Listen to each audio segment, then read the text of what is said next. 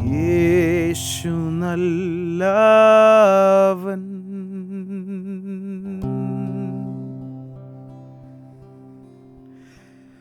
യേശു നല്ലവൻ.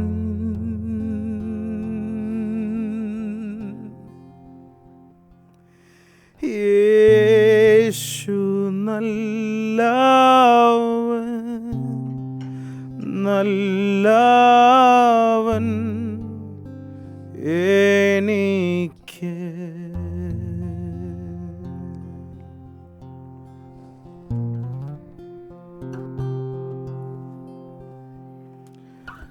God is so good. God is so good. God is so good.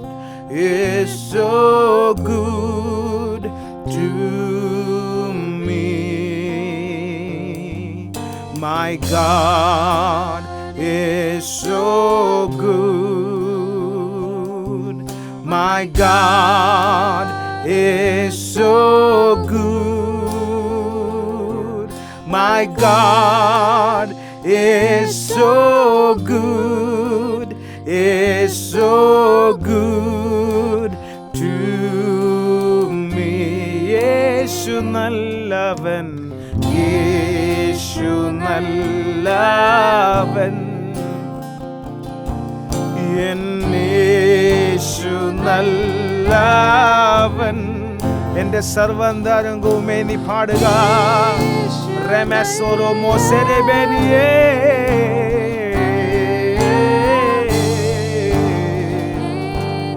N മനമേ നീ പാടുക. യേശു നല്ലവൻ. യേശു നല്ലവൻ.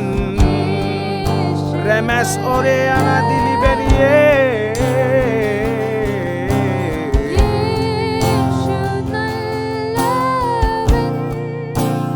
നല്ലവൻ എനിക്ക് ഏതു നേരത്തും. യേശു നല്ലവൻ ഏതു വേളയിലും. ഓരേ മെസരെ ബെനി മെനിയോ തുനിയോ മെനിയേ.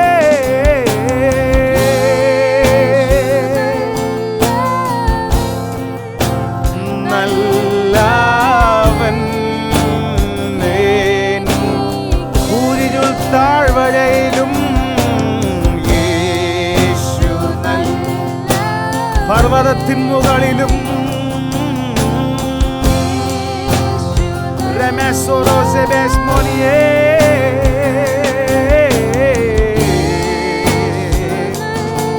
നഷ്ടങ്ങളിലും ലാഭത്തിലും നല്ലവൻ.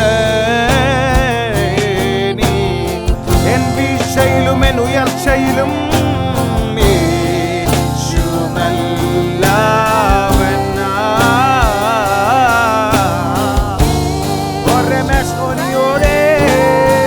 എൻ മനമേ നീ പാടുക. Sing my soul. നല്ലവൻ എനിക്ക്. എല്ലാം തകർന്നു പോയി എന്നെ നോക്കി പറഞ്ഞവർ ഇനിമേലാൽ ഉയരുകയില്ല എന്നു പറഞ്ഞു ചിരിച്ചവർ. എല്ലാം തകർന്നു പോയി എന്നെ നോക്കി പറഞ്ഞവർ ഇനിമേലാൽ ഉയരുകയില്ല എന്നു പറഞ്ഞു ചിരിച്ചവർ. എങ്കിലും നീ എന്നെ കണ്ടതോ അതതിശയം. എന്നുണർവിൻ പുകഴ്ചയെല്ലാം നിനക്കൊരുവനു മാത്രമേ. എങ്കിലും നീ എന്നെ കണ്ടതോ അതതിശയം. എന്നുണർവിൻ പുകഴ്ചയെല്ലാം നിനക്കൊരുവനു മാത്രമേ.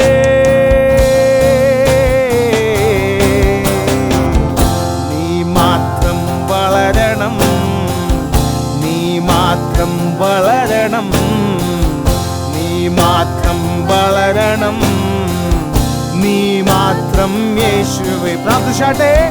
നീ മാത്രം വളരണം. പാടിയാട്ടെ.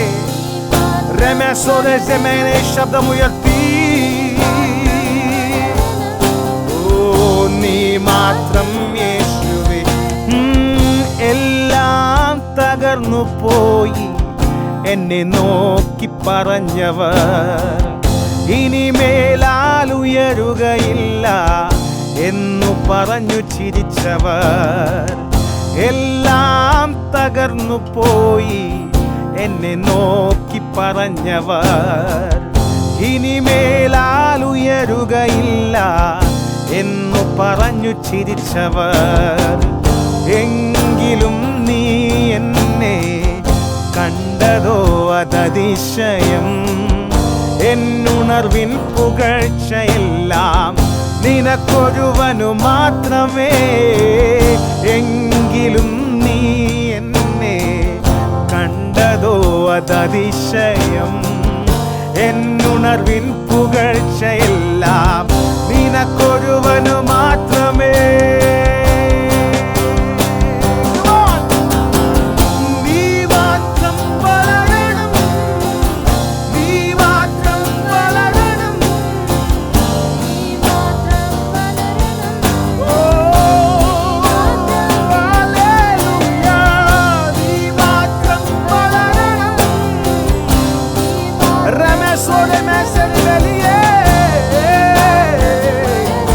എന്റെ യേശുനാഥനെ നീ മാത്രം വളരണം.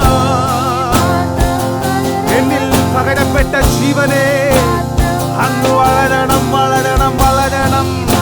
അങ്ങ് പെരുകണം, പെരുകണം, പെരുകണം.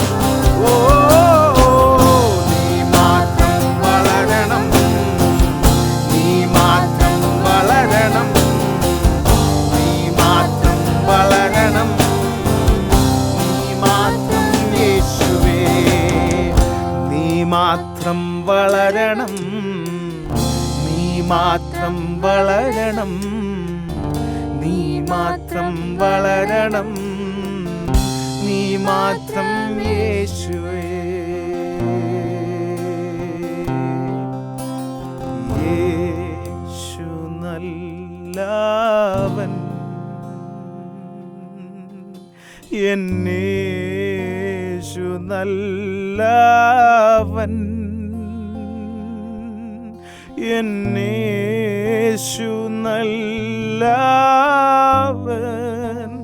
നല്ലവൻ എനിക്ക്. എൻ്റെ ജീവിതത്തിലെ ഏക നന്മ, ഏറ്റവും നന്മയുള്ളവൻ ഒരുവൻ മാത്രം. അത് എന്നിൽ പകരപ്പെട്ട ജീവനായ ക്രിസ്തു. Praise the Lord. ആ ജീവൻ നമ്മിൽ വളരട്ടെ. ആ ജീവൻ നമ്മിൽ പെരുകട്ടെ. നമ്മുടെ അഭിഷിക്തൻ പഠിപ്പിക്കുന്ന ഒരു പഠിപ്പിരിങ്ങനെയാണ്, ഒരു പാഠം ഇങ്ങനെയാണ്: നാം എന്തിനെ ആഘോഷിക്കുന്നോ നാം അതിനെ ആകർഷിക്കുകയാണ്. What we celebrate we attract. നാം എന്തിനെ ആഘോഷിക്കുന്നുവോ നാം അതിനെ ആകർഷിക്കുകയാണ്. വരുവിൻ, നമുക്ക് ചേർന്ന് നമ്മിൽ പകരപ്പെട്ട ജീവനെ ഒന്ന് ആഘോഷിക്കാം. ആ ജീവൻ നമ്മളിൽ ഒന്ന് പെരുകട്ടെ. ആ ജീവൻ നമ്മളിൽ ഒന്ന് വളരട്ടെ, നമ്മളെ കീഴടക്കട്ടെ. നമുക്ക് അതിനെ അനുവദിച്ചു കൊടുക്കാം. Praise the Lord. ഹല്ലേലൂയ. സ്തുതിക്കാം, ആഘോഷിക്കാം, ആകർഷിക്കാം. ഹല്ലേലൂയ. ജീവന്റെ ഉറവിടം ക്രിസ്തുവത്രേ. നാവിനാൽ അവനെ നാം ഘോഷിക്കാം. ജീവന്റെ ഉറവിടം ക്രിസ്തുവത്രേ. നാവിനാൽ അവനെ നാം ഘോഷിക്കാം. അവനത്രേ എൻ പാപഹരൻ. തൻ ജീവനാൽ എന്നെയും വീണ്ടെടുത്തു. അവനത്രേ എൻ പാപഹരൻ. തൻ ജീവനാൽ എന്നെയും വീണ്ടെടുത്തു. ജീവന്റെ ഉറവിടം ക്രിസ്തുവത്രേ. നാവിനാൽ അവനെ നാം ഘോഷിക്കാം. ജീവന്റെ ഉറവിടം, നാവിനാൽ അവനെ നാം ഘോഷിക്കാം.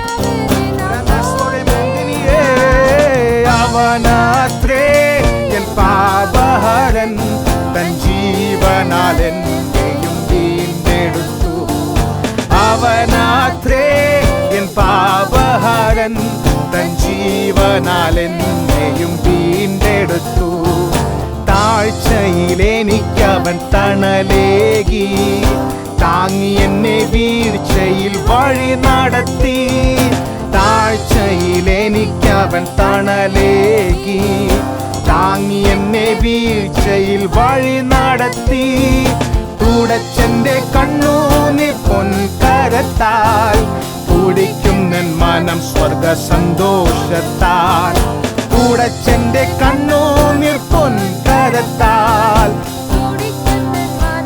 താഴ്ചയിലെനിക്കവൻ താഴ്ചയിലെനിക്കവൻ തണലേകി താങ്ങി എന്നെ വീഴ്ചയിൽ വഴി നടത്തി താഴ്ചയിലെനിക്കവൻ തണലേകി താങ്ങി എന്നെ വീഴ്ചയിൽ വഴി നടത്തി തുടച്ചെന്റെ കണ്ണൂനിൽ പൊൻകരത്താൽ കുടിക്കും നൻ മനം സ്വർഗ സന്തോഷം തുടച്ചെന്റെ കണ്ണൂനിൽ പൊൻകരത്താൽ കുടിക്കും നൻ മനം സ്വർഗ സന്തോഷത്താൽ ജീവന്റെ ഉറവിടം ക്രിസ്തുവത്രേ നാവിനാൽ ഘോഷിച്ചാട്ടെ ഓ ജീവന്റെ ഉറവിടം ക്രിസ്തുവത്രേ നാവിനാൽ അവനെ നാം ഘോഷിക്കാം അവനത്രേ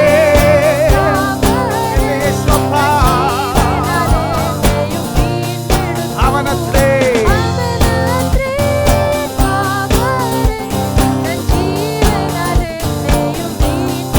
ആമേൻ കര കാണാതാഴിയിൽ വലയുന്നോരേ കരുണയെ കാംക്ഷിക്കും മൃതപ്രായരേ കര കാണാതാഴിയിൽ വലയുന്നോരേ കരുണയെ കാംക്ഷിക്കും മൃതപ്രായരേ വരികവൻ ചാരത്തു ബന്ധിതരേ തരുമവൻ കൃപ മനഃശാന്തിയതും വരികവൻ ചാരത്തു ബന്ധിതരേ തരുമവൻ കൃപ മനഃശാന്തിയതും ഓ ജീവന്റെ ഉറവിടം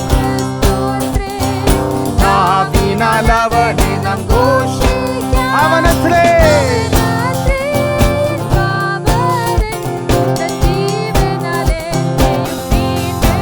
അവനത്രേ പാപഹരൻ തൻ ജീവനാൽ എന്നെയും കര കാണാതാഴിയിൽ വലയുന്നോരേ കരുണയെ കാംക്ഷിക്കും മൃതപ്രായരേ കര കാണാതാഴിയിൽ വലയുന്നോരേ കരുണയെ കാംക്ഷിക്കും മൃതപ്രായരേ വരികവൻ ശരത്ത് ബന്ധിതരേ തരുമവൻ കൃപ മനഃശാന്തിയതും ഓ വരികവൻ ശരത്ത് ബന്ധിതരേ തരുമവൻ കൃപ മനഃശാന്തിയതും ഓ ജീവന്റെ ഉറവിടം ക്രിസ്തുവത്രേ നാവിനാൽ അവനെ നാം ഘോഷിക്കാം ജീവന്റെ ഉറവിടം ക്രിസ്തുവത്രേ നാവിനാൽ അവനെ അവനത്രേ അവനത്രേ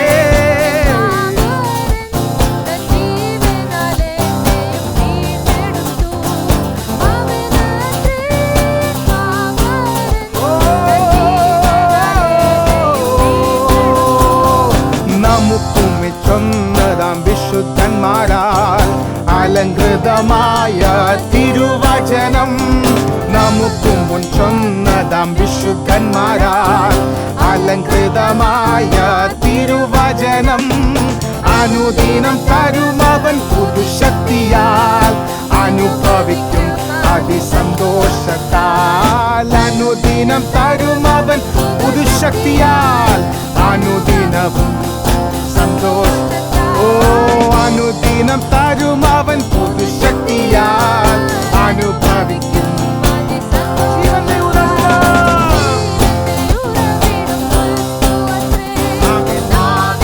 അവനെ നാം ഘോഷിക്കാം ജീവന്റെ ഉറവിടം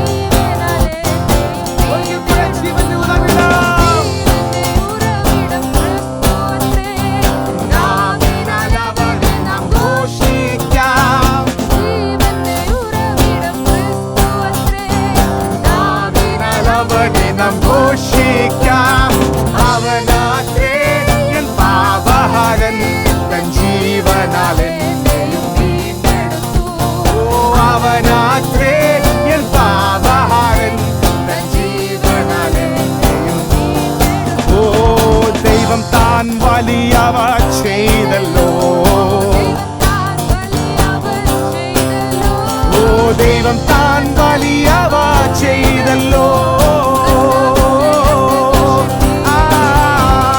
தெய்வம் தான் வலியவா, ஓ தெய்வம் தான் வலியவா, எந்த தெய்வம் தான் வலியவா.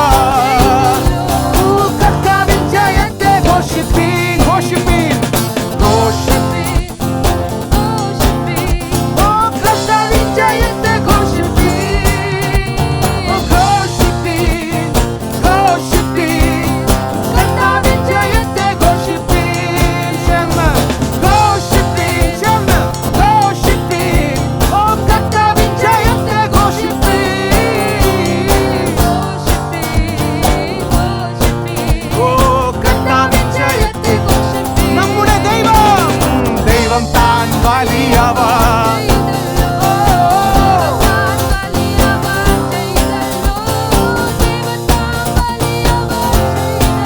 ஓ கர்த்தாவின் ஜெயத்தை கோஷிப்பீன், தெய்வம் தான் வலியவா.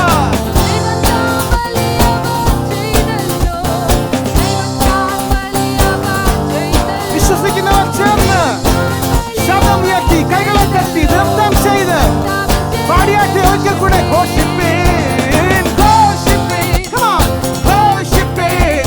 ഓ കർത്താവിൻ, ഓ ഘോഷിപ്പീൻ, ഘോഷിപ്പീൻ. ഓ കർത്താവിൻ ജയത്തെ ഘോഷിപ്പീൻ. നമസ്കരിയേ നമലഗരി ബിരി ബിരി ബിരി ബിരി. ഒരേരി വെൽദേ ഒരേരി വെൽദി. വന്ദിനി വന്ദന വന്ദനേ ചെടിബെല വെൽദന വന്ദന. ചെൽബെലി വെൽദിനി വന്ദന വന്ദന വെൽദിനി വന്ദന വെൽദിനി വന്ദന വന്ദനിയേ. ദൈവം താൻ,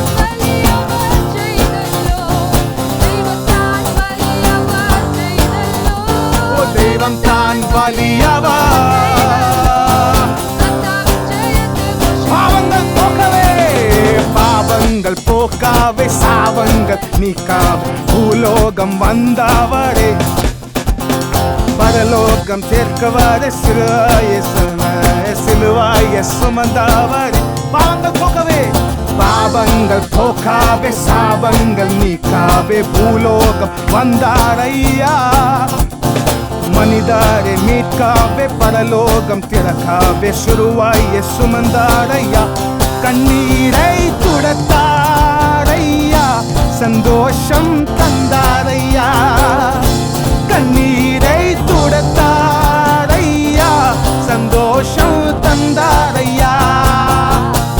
எந்தன் இயேசுவே, எந்தன் இயேசுவே, எந்தன் இயேசுவே, எந்தன் இயேசுவே, எந்தன் இயேசுவே, எந்தன் இயேசுவே.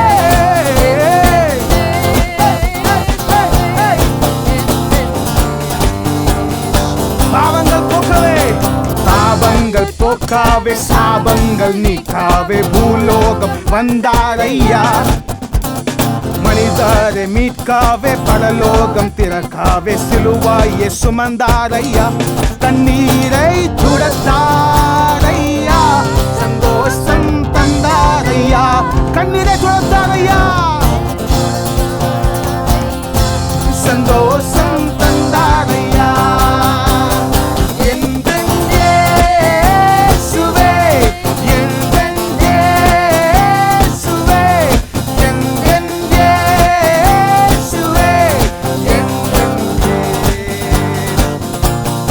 எந்தன் இயேசுவே, எந்தன் இயேசுவே, ஓ எந்தன் இயேசுவே, எந்தன் தங்கத்தை, ஓ தங்கத்தை கேட்கவில்லை, வைரத்தை கேட்கவில்லை, உள்ளத்தை கேட்டாரையா. ஆஸ்தியை கேட்கவதில்லை, அந்தஸ்தை கேட்கவதில்லை, உள்ளத்தை கேட்டாரையா. தங்கத்தை கேட்கவதில்லை, வைரத்தை கேட்கவில்லை, உள்ளத்தை கேட்டாரையா. ஆஸ்தியை கேட்கவில்லை, அந்தஸ்தை கேட்கவில்லை, உள்ளத்தை கேட்டாரையா. நான் தேடி போகையில்லை, என்னை தேடி வந்தாரையா. நான் தேடி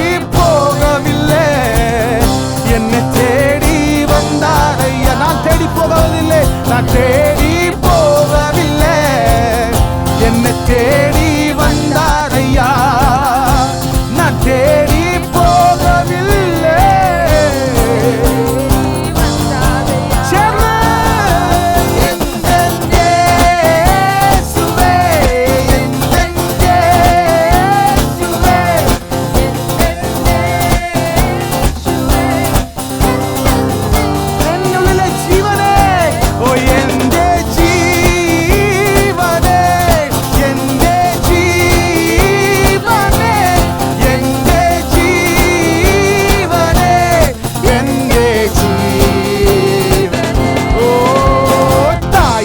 மறந்தாலும் தந்தை உன்னை மறந்தாலும் அவர் உன்னை மறக்க மாட்டார். நண்பார் உன்னை மறந்தாலும் முற்றார் உன்னை மறந்தாலும் அவர் உன்னை மறக்க மாட்டார். தாய் உன்னை மறந்தாலும் தந்தை உன்னை மறந்தாலும் அவர் உன்னை மறக்க மாட்டார். நண்பார் உன்னை மறந்தாலும் முற்றார் உன்னை மறந்தாலும் அவர் உன்னை மறக்க மாட்டார். கரம் பிடித்து நடத்திடுவார், நலமேல் நிறுத்திடுவார். கரம் பிடித்து நடத்திடுவார், கண்மலமேல் கரம் பிடித்து நடத்திடுவார். கரம் பிடிச்சு நடத்திடுமே, பாரமேல் நிறுத்திடுமே. கரம் பிடிச்சு நடத்திடுவார், கண்மலமேல் நிறுத்திடுவார்.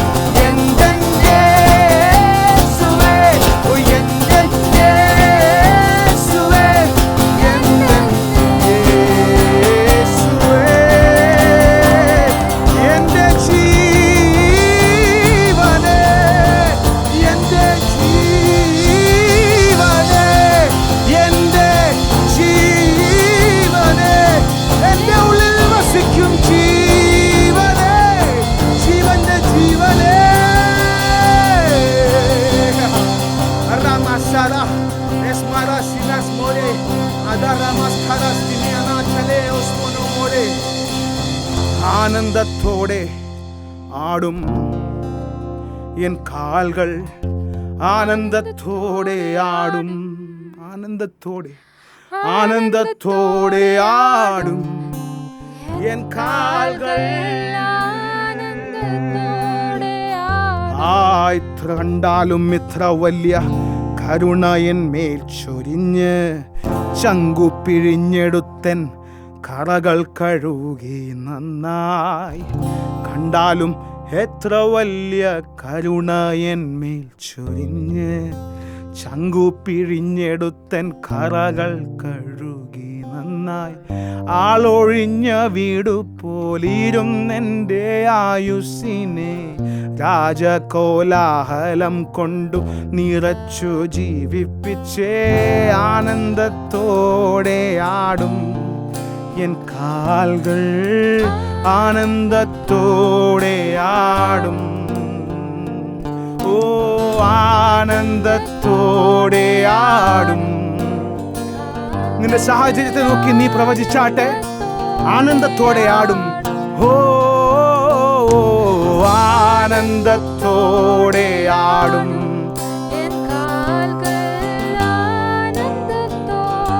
ഇരുളിനെ നോക്കി നീ പറഞ്ഞാട്ടെ പ്രഖ്യാപിച്ചാട്ടെ ആനന്ദത്തോടെ ആടും നിരാശയെ നോക്കി പ്രഖ്യാപിച്ചാട്ടെ ആനന്ദത്തോടെ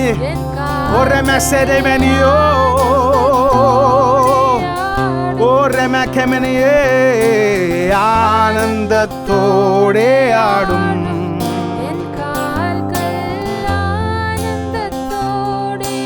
ഭൂഗോളം ഉണ്ടാകും മുൻപേ താൻ എന്നെ അറിഞ്ഞെന്നേ പണ്ടേ എൻ പേര് ചൊല്ലി വിളിച്ചെന്നേ ഭൂഗോളം ഉണ്ടാകും മുൻപേ താൻ എന്നെ അറിഞ്ഞെന്നേ പണ്ടേ എൻ പേര് ചൊല്ലി വിളിച്ചെന്നേ പൊന്നു തമ്പുരാൻ തൻ്റെ കോടാകോടി ദൂതരുമായി എന്നെ തന്നോട് കൂടെ കൊണ്ടുപോകാൻ വരുന്നുണ്ടേ ആനന്ദത്തോടെ ആടും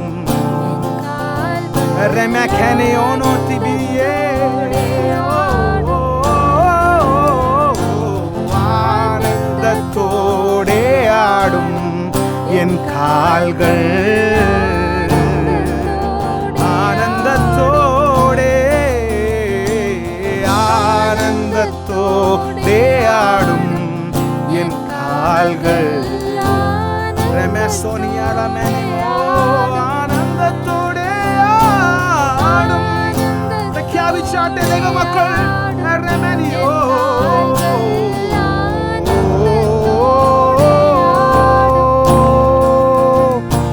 തീരും എൻ ദുഃഖം വിലാപവും ചേരും ഞാൻ സ്വർഗേ വേഗം ഹല്ലേലൂയാ തീരും എൻ ദുഃഖം വിലാപവും ചേരും ഞാൻ സ്വർഗേ വേഗം ഹല്ലേലൂയാ പാലിച്ച ദുഃഖത്താൽ പോരാട്ടമാകിലും പാലിച്ച ദുഃഖത്താൽ പോരാട്ടമാകിലും നേരോടെ ജീവിച്ച് ആറുതൽ പേടും ഞാൻ നേരോടെ ജീവിച്ച്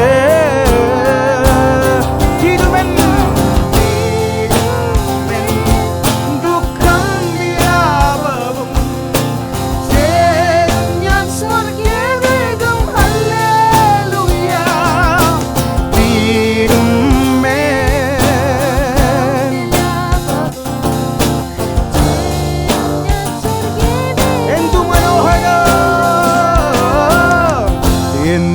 മനോഹരം അന്താ ചിന്തിക്കുകിൽ എന്തു മനോഹരം അന്താ ചിന്തിക്കുകിൽ സന്തോഷദേശമേ നിന്നിൽ ഞാൻ ചേർന്നിടും സന്തോഷദേശമേ നിന്നിൽ ഞാൻ തീരും മേൽ ദുഃഖം വിലാപവും ചേരും ഞാൻ സ്വർഗേ വേഗം ഹല്ലേലൂയാ ഓ തീരുമേ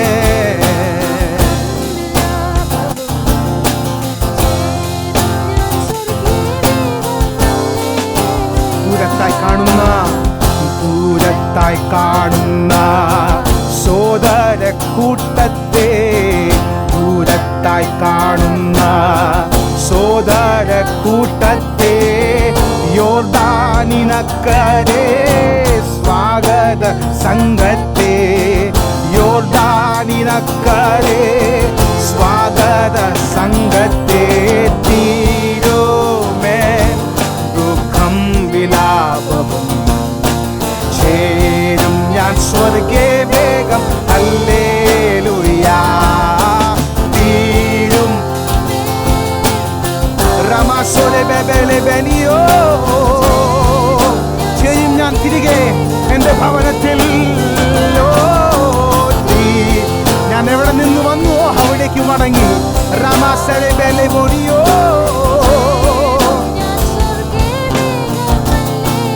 രാജമുടി ചൂടി രാജമുടി ചൂടി രാജാധിരാജനെ രാജമുടി ചൂടി രാജാധിരാജനെ ആലിംഗനം ചെയ്യും നാളിലെന്താനന്ദം ആലിംഗനം ചെയ്യൂ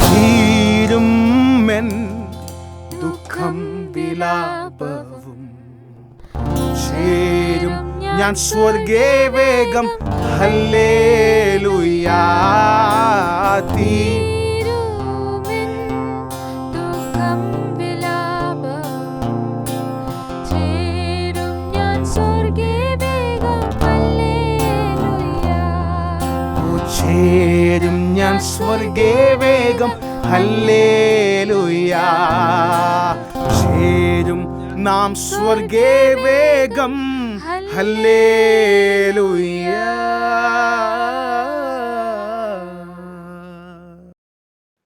പ്രൈസ് ദി ലോർഡ്. ദൈവത്തിന്റെ അതിപരിശുദ്ധമായ നാമം വാഴ്ത്തപ്പെടുമാറാകട്ടെ. ഒരു പ്രാവശ്യം കൂടി വളരെ സന്തോഷത്തോടെ ദൈവിക സാന്നിധ്യത്തെ തിരിച്ചറിഞ്ഞ് നമുക്ക് ദൈവസന്നിധിയിൽ ആരാധിക്കുവാനും ദൈവസന്നിധിയിലായിരിക്കുവാനും ദൈവം നൽകുന്ന ഈ അവസരങ്ങൾക്കായി ഞങ്ങൾ ദൈവത്തിനെ സ്തുതിക്കുന്നു. ഹല്ലേലൂയ. ഞാൻ വിശ്വസിക്കുന്നു പൂർണ്ണ സന്തോഷത്തോടെ, പൂർണ്ണ ആത്മാവോടെ, പൂർണ്ണ ആനന്ദത്തോടെ നിങ്ങൾ ദൈവത്തെ ആരാധിച്ചു. ആ ദൈവസ്നേഹത്തിന്റെ ആഴത്തെ അറിഞ്ഞ് നിങ്ങൾ ദൈവത്തിന് യോഗ്യമായ, ദൈവത്തിന് പ്രസാദമായ, ദൈവഹിതപ്രകാരമുള്ള ഒരു യാഗം നിങ്ങൾ ദൈവസന്നിധിയിൽ അർപ്പിച്ചു, ആരാധന അർപ്പിച്ചു എന്ന് ഞാൻ വിശ്വസിക്കുന്നു. ഹല്ലേലൂയ. കഴിഞ്ഞൊരാഴ്ച ദൈവം നമ്മളെ അത്ഭുതകരമായി നടത്തി എന്ന് ഞാൻ വിശ്വസിക്കുന്നു. കഴിഞ്ഞ വെള്ളിയാഴ്ച ദൈവസന്നിധിയിൽ ദൈവത്തിന്റെ അഭിഷക്തൻ നമ്മളോട് കൈമാറിയ ആ ദൈവിക ശബ്ദം നമ്മുടെ ജീവിതത്തെ മാറ്റിമറിക്കുന്ന ആ ദൂതിനെ, ഹല്ലേലൂയ, ഞാൻ വിശ്വസിക്കുന്നു അതിൻ്റെ പ്രവൃത്തി നിങ്ങൾ നിങ്ങളുടെ ജീവിതത്തിൽ അനുഭവിച്ചു. അങ്ങനെയാണെങ്കിൽ ഇന്ന് സന്ധ്യാസമയം ആ ദൈവവചനത്തിൻ്റെ മുൻപാകെ ദൈവിക ഭയത്തോടെ നമുക്ക് ആയിരിക്കാം. Hallelujah, hallelujah. ഇന്ന് സന്ധ്യാസമയം നമ്മൾ വിശ്വസിക്കണം, ദൈവത്തിൻ്റെ ഹിതത്തെ തിരിച്ചറിയുന്ന ആ ദൈവിക തലമുറയ്ക്ക് ജന്മം നൽകുന്ന ഒരു വ്യക്തിത്വമായി ഇന്ന് സന്ധ്യാസമയം ദൈവം നമ്മളെ മാറ്റും എന്നുള്ള വിശ്വാസത്തോടെ നമുക്ക് ദൈവവചനത്തിന്റെ മുൻപാകെ ആയിരിക്കാം. ദൈവവചനത്തിൽ നിന്ന് പങ്കിടുവാനായി എൻ്റെ ആത്മപിതാവും ഈ സഭയിലെ സീനിയർ പാസ്റ്റർ സന്തോഷ് വർഗീസിനെ ഞങ്ങൾ സ്വാഗതം ചെയ്യുന്നു.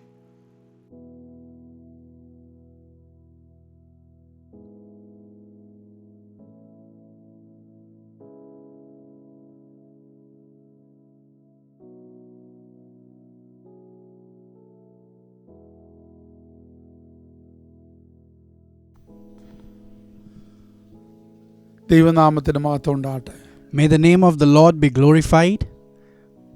ഒരു വെള്ളിയാഴ്ചയുടെ കർത്താവിനെ മഹത്വപ്പെടുത്തുവാൻ നമുക്ക് ദൈവം നൽകുന്ന അവസരത്തിനായി ഞാൻ ദൈവത്തെ സ്തുതിക്കുന്നു. I thank God for one more Friday that He gave us a privilege to come together and worship Him. പ്രത്യേകിച്ച് നമ്മൾ 9-ാം മാസത്തിൻ്റെ അവസാനത്തെ വെള്ളിയാഴ്ചയിലെത്തിയിരിക്കുക. Especially, we have reached to the last Friday of the 9th month of this year. ഈ 9 മാസം എത്ര അത്ഭുതകരമായിട്ട് ദൈവം നമ്മളെ നടത്തി. How wonderfully God led us for all these 9 months. കഴിയുമെങ്കിൽ ചില മിനിറ്റുകൾ ആ കർത്താവിന് മഹത്വം അർപ്പിച്ചാട്ടെ. Can you take a moment to praise God for everything that He has done? ദൈവത്തിന് നന്ദി അർപ്പിച്ചാട്ടെ. Can you just thank God? Thank you, Jesus. ജീവനും ഭക്തിക്കും വേണ്ടതെല്ലാം അവൻ നൽകിയില്ലേ? He provided everything that we needed for our body and for our holy living. ഞാൻ കഴിഞ്ഞ ദിവസങ്ങളിൽ പറഞ്ഞതുപോലെ, Just as I spoke to you in the previous days, സാത്താന് ചില നിമിഷങ്ങൾ കർത്താവ് കൊടുത്തിട്ടുണ്ട്. God has given a time, an appointed time for Satan to operate. വളരെ ചുരുങ്ങിയ ഒരു കാലമാണ് അവന് കൊടുത്തേക്കുന്നത്. God has given him a very short time of period. അത് ദൈവം കൊടുത്തതാണ്. God gave it to him. ദൈവത്തിൻ്റെ വിലയേറിയത് ചിലത് പൂർത്തീകരിക്കുമ്പോൾ അതിൻ്റെ മുന്നോടിയായി അതിനോട് ചേർന്ന് ചിലത് നടക്കാൻ പിശാചിന് അവസരം കൊടുത്തത്. God has given time to Satan so that the precious things that God wants to fulfill in this age, before that God has given an appointed time to Satan. ആ സമയത്തിൻ്റെ ലക്ഷണങ്ങൾ ഇപ്പോൾ നമ്മൾ കണ്ടു തുടങ്ങിയിരിക്കുക. And we have started seeing the indications and signs of that age beginning. അതുകൊണ്ട് ഞാൻ വ്യക്തമായിട്ട് പറയട്ടെ, നമ്മൾ വളരെ സൂക്ഷ്മതയോടെയും ഗൗരവത്തോടെയും വളരെ ശ്രേഷ്ഠതയോടെയും ജീവിക്കേണ്ട, ശ്രദ്ധിച്ച് സമയം ചെലവിടേണ്ട നാളുകളിലാണ് നമ്മൾ നിൽക്കുന്നത്. Right now we are living in this age where we have to be careful about every time that we spend, about everything that we do. We have to be aware of everything. ഒരു pastor എന്നുള്ള നിലയിൽ പറയുന്നു, നിൻ്റെ കയ്യിലെ പണം എങ്ങനെ ചിലവാക്കണം, നിൻ്റെ കുടുംബജീവിതം എങ്ങനെ നടത്തണം, നിൻ്റെ തലമുറയെ എന്തൊക്കെ പഠിപ്പിക്കണം, അത് ഏതൊക്കെ നിലയിൽ അവരെ ട്രെയിൻ ചെയ്യണം എന്ന് തുടങ്ങി ചെറിയത് മുതൽ വലിയത് വരെയുള്ള നിൻ്റെ ഓരോ സമയങ്ങൾ, ഓരോ കാര്യങ്ങൾ വളരെ സൂക്ഷ്മതയോടെ കൈകാര്യം ചെയ്യേണ്ട ഒരു കാലഘട്ടത്തിലാണ് നമ്മൾ നിൽക്കുന്നത്. Being a pastor, I would like to tell you that this is a time where you have to manage your finance very carefully, where you have to make sure that you bring up your children in a very proper manner. So I want you to understand that you have to be careful about the smallest thing to the biggest thing in your life. നിങ്ങളുടെ കുടുംബജീവിതം എങ്ങനെ പ്രോപ്പറായിട്ട് കൊണ്ടുപോകണം, നിങ്ങളുടെ ഔദ്യോഗിക ജീവിതം എങ്ങനെ കൊണ്ടുപോകണം, നിങ്ങളുടെ ഔദ്യോഗിക ജീവിതത്തിൽ ഏതൊക്കെ മേഖലകൾ വളരെ കെയർഫുള്ളായിരിക്കണം, ഇതൊക്കെ വളരെ വ്യക്തമായും ആത്മാവിൽ നിന്ന് ഒരു ഗൈഡൻസ് പ്രാപിച്ച്, ഒരു നിയോഗം പ്രാപിച്ച് ജീവിക്കേണ്ട ഒരു കാലഘട്ടത്തിലാണ്. And this is a period where you have to manage your family matters very carefully, where you have to be very careful in your job places, and every decision that you take in your job, you have to be very careful about it. You have to follow the guidance of the Holy Spirit and do things accordingly. ഒറ്റ വാക്കിൽ പറഞ്ഞാൽ, യേശുക്രിസ്തുവിൻ്റെ സ്വഭാവവും ജീവിതവുമായി ഏറ്റവും കൂടുതൽ സാമ്യതയോടെ ജീവിക്കേണ്ട ഒരു കാലഘട്ടത്തിലാണ് നമ്മളായിരിക്കുന്നത്. So in one word, if I would like to tell you this thing, I would say that we are in a period where we have to live a life that is similar to the character and to the life of Jesus Christ. യേശുക്രിസ്തു ഈ ഭൂമിയിലോട്ട് ജനിക്കുമ്പോൾ ആത്മീയതയും ലോകത്തിൻ്റെ മുഴുവൻ സംവിധാനങ്ങളും ഒരു താറുമാറായ സമയത്താണ് യേശു കർത്താവ് ഈ ഭൂമിയിലോട്ട് ജനിക്കുന്നത്. So when Jesus Christ was born on this earth, that was a period when the spiritual realm and everything on this earth was upside down and nothing was in order. പക്ഷേ യേശു കർത്താവ് വന്നിട്ട്, But Jesus Christ came to this earth. ഏറ്റവും കൂടുതൽ യേശു കർത്താവ് പ്രകടിപ്പിച്ചത് തൻ്റെ കരുത്തല്ല, പകരം തൻ്റെ ക്യാരക്ടറാണ്. Jesus manifested his character more than his strength on this earth. അതുവരെ ഉണ്ടായിരുന്ന പ്രവാചകന്മാർ ചെയ്തതേ യേശു ചെയ്തുള്ളൂ. And Jesus did those things that the previous prophets had done till then. പുരോഹിതന്മാർ ചെയ്തതേ യേശു ചെയ്തുള്ളൂ. What the priests had done, that is what Jesus also did. രാജാക്കന്മാർ ചെയ്തതേ യേശു ചെയ്തുള്ളൂ. Jesus repeated all those things that the kings had done. അതുവരെ ലോകം കണ്ട 3 ഓഫീസുകളാണ് പ്രവാചകൻ, പുരോഹിതൻ, രാജാവ്. So till then, the 3 offices that the world has seen being manifested is the office of the priest, of the prophet and of the king. പക്ഷെ അതിൽ നിന്ന് വ്യത്യസ്തമായി കർത്താവ് ഒന്നേ ചെയ്തുള്ളൂ. And very different from that, there is one thing that Jesus did. അവൻ ദൈവത്തിന്റെ സ്വന്തം പുത്രനാണെന്ന് തെളിയിച്ചു. He proved that he is the only begotten son of എന്ന് God. പറഞ്ഞാൽ ദൈവത്തിന്റെ സ്വഭാവമുള്ള ഒരു മകനാണ് താനെന്ന് ഈ ഭൂമിയിൽ തെളിയിച്ചു. Jesus proved that he is the son of God who manifests the character of God. ഒരു പ്രവാചക ശുശ്രൂഷയേക്കാൾ കരുത്താണ് ദൈവത്തിന്റെ സ്വഭാവത്തിനെന്ന് യേശു തെളിയിച്ചു. And Jesus proved that the character of God is more powerful than the prophetical office. ദൈവത്തിന്റെ മനസ്സലിവിന്റെ കരുത്ത് ഒരു പ്രവാചക ശുശ്രൂഷയേക്കാൾ കരുത്തുള്ളതാണെന്ന് കർത്താവ് കാണിച്ചു. Jesus established the truth that being compassionate to others is more powerful than the prophetical office. Agape, സ്നേഹമെന്ന് പറയുന്നത് സകല നിയമങ്ങളെക്കാളും കരുത്തുറ്റതാണെന്ന് യേശു തെളിയിച്ചു. And Jesus proved that agape is greater than any other commandment. ഞാൻ പറയുന്നത് നിങ്ങൾക്ക് മനസ്സിലാകുന്നുണ്ടോ? Are you able to understand what I am telling you? Caring, മറ്റുള്ളവരെ കുറിച്ചുള്ള കരുതലിന് പോലും എത്രത്തോളം കരുത്തുണ്ടെന്ന് യേശു കർത്താവ് തെളിയിച്ചു. And Jesus proved that how powerful it is when you care for others. അതുകൊണ്ടാണ് അവൻ നമ്മൾക്ക് വേണ്ടി കരുതുന്നവനാണെന്ന് പറയുമ്പോൾ നമ്മൾക്ക് ആശ്വസിക്കാൻ കഴിയുന്നത്. That is why when he says that I will take care of you, we receive strength from that scripture. അത് പ്രവാചകനിൽ ഉണ്ടായിരിക്കേണ്ട ഒരു ഗുണമായിരുന്നു. So that was a quality that had to be existing in a prophet. അത് പുരോഹിതനിൽ ഉണ്ടായിരിക്കേണ്ട ഒരു സ്വഭാവം. That was a character that was to be seen in a priest. അത് രാജാവിൽ ഉണ്ടായിരിക്കേണ്ട ഒന്നാ. That was supposed to be seen in a king. പക്ഷേ അന്നുവരെയുള്ള പ്രവാചകന്മാരിൽ നിന്ന്, രാജാക്കന്മാരിൽ നിന്ന്, പുരോഹിതന്മാരിൽ നിന്ന് അതതിൻ്റെ നിലയിൽ വെളിപ്പെട്ടില്ല.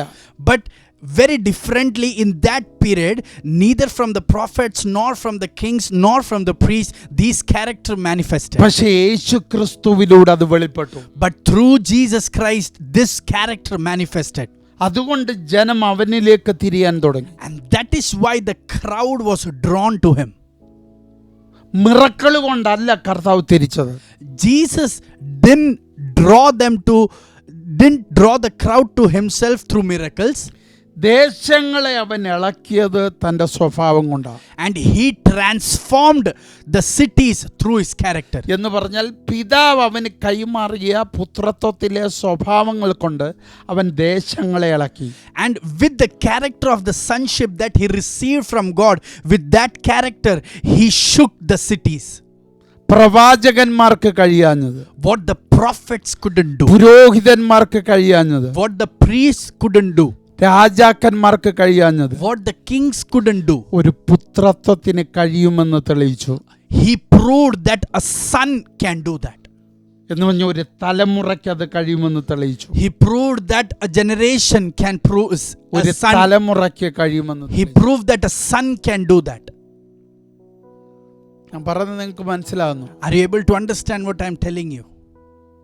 അപ്പോൾ ഒരു പുത്രന് പുരോഹിതനാകാൻ പറ്റും. A son can become a priest. ഒരു പുത്രന് പ്രവാചകനാകാൻ പറ്റും. A son can become a prophet. ഒരു പുത്രൻ രാജാവാകാൻ പറ്റും. A son can become a king. പക്ഷേ എല്ലാ പ്രവാചകനും പുത്രനാകാൻ പറ്റത്തില്ല. Not all prophets can become son. എല്ലാ പുരോഹിതനും മകനാകാൻ പറ്റത്തില്ല. Not all priests can become sons. എല്ലാ രാജാക്കന്മാർക്കും മകനാകാൻ പറ്റത്തില്ല. Not all kings can become sons. പക്ഷെ ഒരു മകൻ ഇതെല്ലാം ആകാൻ പറ്റും. But a son can become all of these. അതുകൊണ്ടാണ് യേശു കർത്താവ് നമ്മളെ മക്കളാക്കാൻ ആഗ്രഹിച്ചത്. That is why God desired to make us his children. ഞാൻ പറഞ്ഞ മനസ്സിലാകുന്നുണ്ടോ? Could you understand what I am sharing with you? സഭയ്ക്ക് അതുകൊണ്ട് എല്ലാം കഴിയുന്നത്. That is why church is enough for everything. അപ്പൊ യേശു ക്രിസ്തു ഈ ഭൂമിയിലോട്ട് വരുമ്പോൾ എല്ലാം അനുകൂലമായ സാഹചര്യത്തിലല്ല. So when Jesus Christ came to this earth, nothing was favorable for him. യേശു ക്രിസ്തുവിനെ അംഗീകരിക്കാൻ പറ്റുന്ന ഒരു ചുറ്റുപാടിലല്ല യേശു ഈ ഭൂമിയിലോട്ട് വരുന്നത്. Jesus didn't come on this earth where everything was favorable and where everyone accepted him. അതുകൊണ്ട് സഭയ്ക്ക് എക്സ്ക്യൂസ് പറയാൻ പറ്റത്തില്ല ഇപ്പോൾ. And so the church cannot make excuses.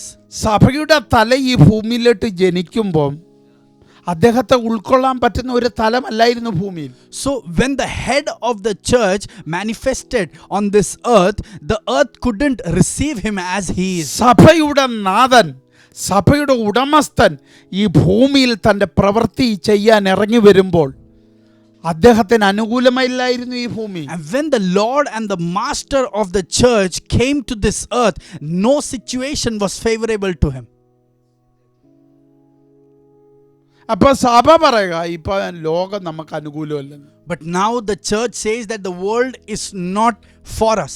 പക്ഷേ അപ്പൻ നമ്മളോട് പറയുന്നു, But the Father says to us, ലോകം നിനക്ക് അനുകൂലമല്ലെങ്കിലും even though the world is not with you, ദൈവം നിനക്ക് അനുകൂലമാണ്. God is with you. അതുകൊണ്ടാണ് പുത്രൻ ചോദിച്ചത്, ദൈവം നമുക്ക് അനുകൂലമെങ്കിൽ പ്രതികൂലമാര്?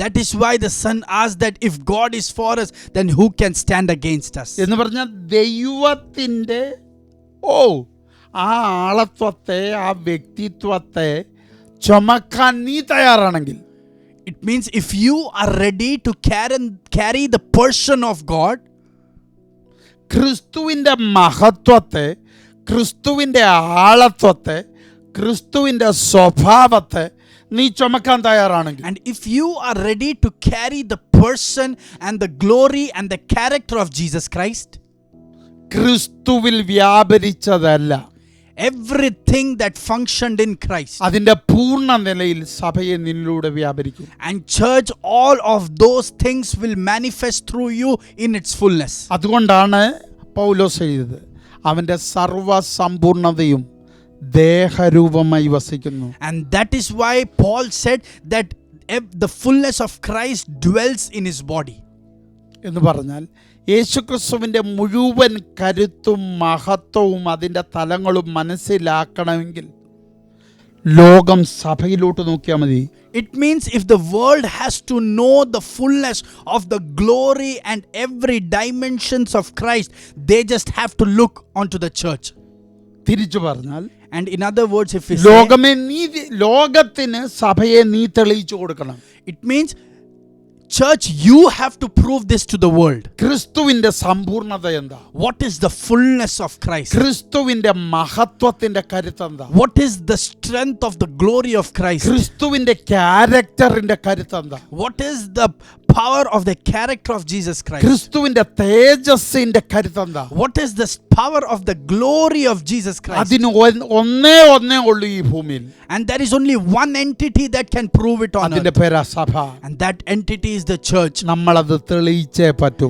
We have to prove that. എത്ര പേർക്ക് ഞാൻ ഈ പറഞ്ഞ ദൂത് മനസ്സിലാകുന്നു? How many of you could understand what I'm sharing with you? ശുശ്രൂഷിച്ച് തുടങ്ങിയപ്പോൾ ദൈവാത്മാവ് തന്ന ചില കാര്യങ്ങൾ ഞാൻ നിങ്ങളോട് പറയുക. When I started ministering, this is what the Lord gave into my heart, and that is what I shared with you. കാരണം ഈ ദിവസങ്ങളിൽ ദൈവാത്മാവ് പറഞ്ഞ ദൂതുകളൊക്കെ ഒന്ന് ശ്രദ്ധിച്ചേ. Pay attention to every word that God shared with us for all the previous weeks. ഒരു തലമുറ, A generation. നമ്മളിൽ നിന്ന് ഒരു സന്തതി ജനിക്കണം. From us, a son has to take birth. അപ്പം അതിൻ്റെ അർത്ഥം, It means ഒരു കർത്താവ് ആഗ്രഹിക്കുന്ന ഒരു സന്തതിയെ ജനിപ്പിക്കണമെങ്കിൽ to give, സ്റ്റാൻഡേർഡ് ഉള്ള ഒരു അപ്പൻ ഉണ്ടാകണം. so to give birth to a son who has a standard, a father should take birth who operates in that same standard. അപ്പം ദൈവത്തിൽ നിന്ന് ഈ ഭൂമിയിലേക്ക് വരേണ്ട സന്തതിയാണ് നീ ജനിപ്പിക്കേണ്ടത്. So you have to give birth to a son who has to come from God onto this earth. അപ്പം ദൈവത്തിലിരിക്കുന്ന ക്രിസ്തുവിൻ്റെ സമ്പൂർണത വെളിപ്പെടുത്തേണ്ട ഒരു സന്തതി, അതിനെ വേണം നീ ജനിപ്പിക്കാൻ. So you have to give birth to a son who has to come from God and who reveals the fullness of Christ on this earth. ഞാൻ പറഞ്ഞത് മനസ്സിലാവുന്നു നിങ്ങൾക്ക്? Could you understand what I shared with you? അപ്പം സഭ എന്ന് പറയുന്ന ഒരു സന്തതി ദൈവത്തിൽ ഇരിപ്പുണ്ട്. So there is a son that is in God that is called the church. അതിനു വേണ്ടിയിട്ടാണ് യേശു കർത്താവിനെ ദൈവം സ്വന്തം പുത്രനെ, ഏകജാതനായ പുത്രനെ സ്വർഗത്തിൽ നിന്ന് ഈ ഭൂമിയിലോട്ട് വിട്ടത്. And that is why God sent his only begotten son onto this earth. നിങ്ങൾ നോക്കിക്കേ, ദൈവത്തിൻ്റെ അകത്തിരിക്കുന്ന സമ്പൂർണതയുള്ള ഒരു generation. So pay attention, a generation that carries the fullness of God that is in him. നിങ്ങൾ ശ്രദ്ധിച്ചെങ്കിലേ മനസ്സിലാവൂ. If you pay attention, then only you will understand നമ്മളെന്താ this. പറഞ്ഞേ? What did we say? ദൈവത്തിൻ്റെ സർവ്വസമ്പൂർണതയും ദേഹരൂപമായി ഭൂമിയിൽ വസിക്കുന്നു, അതാണ് സഭ. And church is the body of Christ that carries the fullness of Christ. അപ്പം ദൈവത്തിൽ നിന്ന് ദൈവത്തിൻ്റെ മുഴുവൻ സമ്പൂർണതയും വഹിക്കുന്ന ഒരു സഭ ഈ ഭൂമിയിൽ സ്ഥാപിക്കണം. So a church has to be established on this earth that carries the fullness of God in them. അതിന് ദൈവം എന്താ ചെയ്ത്? And for that, what did God do? തൻ്റെ ഏകജാതനായ പുത്രനെ ഇങ്ങോട്ട് വിട്ടു. He sent his only begotten son to this earth. എന്ന് പറഞ്ഞാൽ പാപം ചെയ്യാത്ത ഒരു അപ്പനെ ഇങ്ങോട്ട് വിട്ടു. It means he sent a father who didn't know sin. വിശുദ്ധനായ പരിശുദ്ധനായ ദൈവം മനുഷ്യനായി ഒരു അപ്പനായി ഭൂമിയിലോട്ട് വരുന്നു. So the holy God, the most holy God, became a father and manifested on this earth. അപ്പൊ സഭ എന്ന് പറയുന്നതിനെ ക്രിയേറ്റ് ചെയ്യാൻ, So that he could create the church. ഒരു പാപമുള്ളവനെ അല്ല കർത്താവ് ഈ ഭൂമിയിലോട്ട് വിടുന്നത്, പാപമില്ലാത്തവനെ. God didn't send the one who carried sin, but he sent a sinless one to this earth. അപ്പൊ സഭയിൽ പാപം കടക്കാൻ പാടില്ലെന്ന് ദൈവത്തിന് നിർബന്ധമുണ്ട്. So God is very much determined that there should not be any sin in the church. ഒന്നാമത്തെ ആദമിൽ മാനവകുലത്തെ വെച്ചു. So in first Adam, the humankind was kept. പക്ഷെ ഒടുക്കത്തെ ആദമിൽ വെച്ചത് മാനവകുലത്തെയല്ല, സഭയെയാ. But in the last Adam, it was not the humankind that he was carrying, but he was carrying the church inside him. ഒന്നാമത് ഈ ഭൂമിയിലോട്ട് വന്ന ദൈവത്തിന്റെ മകൻ Adam. So first Adam was the son of God that manifested on this earth. അദ്ദേഹത്തിൽ വെച്ചത് മാനവകുലത്തെ. And in him, God kept his humankind in him. രണ്ടാമത് എന്ന് പറഞ്ഞാൽ ഒടുക്കത്തെ വന്ന ആദമാണ് കർത്താവ് യേശു ക്രിസ്തു. And Jesus Christ is the last Adam. ക്രിസ്തുവിൽ വെച്ചത് മാനവകുലത്തെയല്ല, ക്രിസ്തുവിൽ വെച്ചത് സഭയെ. And in Christ, it was not the humankind, but it was the church that was kept inside of him. അപ്പൊ യേശു ക്രിസ്തു കാൽവറിയിൽ കയറി ജനിപ്പിച്ചത് മാനവകുലത്തെയല്ല, സഭയെയാ. So Jesus Christ didn't give birth to the humankind, but he gave birth to the church on the Calvary. ഒന്നാമത്തെ ആദം പാപം ചെയ്ത് മരണമേറ്റെടുത്ത് പാപിയായ ഒരു മാനവകുലത്തെ സൃഷ്ടിച്ചപ്പോൾ, So when the first Adam accepted sin, when he sinned and he accepted death, and when he gave birth to a sinful generation, ഒന്നുകൂടെ പറഞ്ഞാൽ if again I say it to you, ഒന്നാമത്തെ Adam the first Adam, പാപം ചെയ്ത് he did sin, മരണത്തിന് കീഴ്പ്പെടുന്ന ഒരു മാനവകുലത്തെ ജനിപ്പിച്ചപ്പോൾ, he gave birth to a humankind that was ruled by death. ഒടുക്കത്തെ Adam മരണമേറ്റെടുത്ത് The last Adam accepted death, മരണത്തെ ജയിക്കുന്ന ഒരു തലമുറയെ ജനിപ്പിച്ചു. and he gave birth to a generation that overcomes death. അപ്പൊ നീ തീരുമാനിക്കണം ഏത് ആദമിന്റെ മകനായിട്ട് നീ മാറും. So you have to determine and take this decision that you want to become the son of which Adam. അത് തീരുമാനിക്കും അടുത്ത തലമുറ ഏതാണ്. And that decision will decide that what will be your next generation. ഞാൻ പറഞ്ഞത് നിങ്ങൾക്ക് മനസ്സിലാവുന്നുണ്ടോ? Can you understand what I'm sharing with you? ഒന്നാമത്തെ ആദം മരണമില്ലാത്തവനായിട്ടാണ് ജനിച്ചത്. The first Adam took birth as the one who had no death. അവൻ തെരഞ്ഞെടുത്തതാണ് മരണം. He chose death himself. അവന്റെ free വില്ലിൽ തെരഞ്ഞെടുത്തതാണ് മരണം. In his free will, he chose death.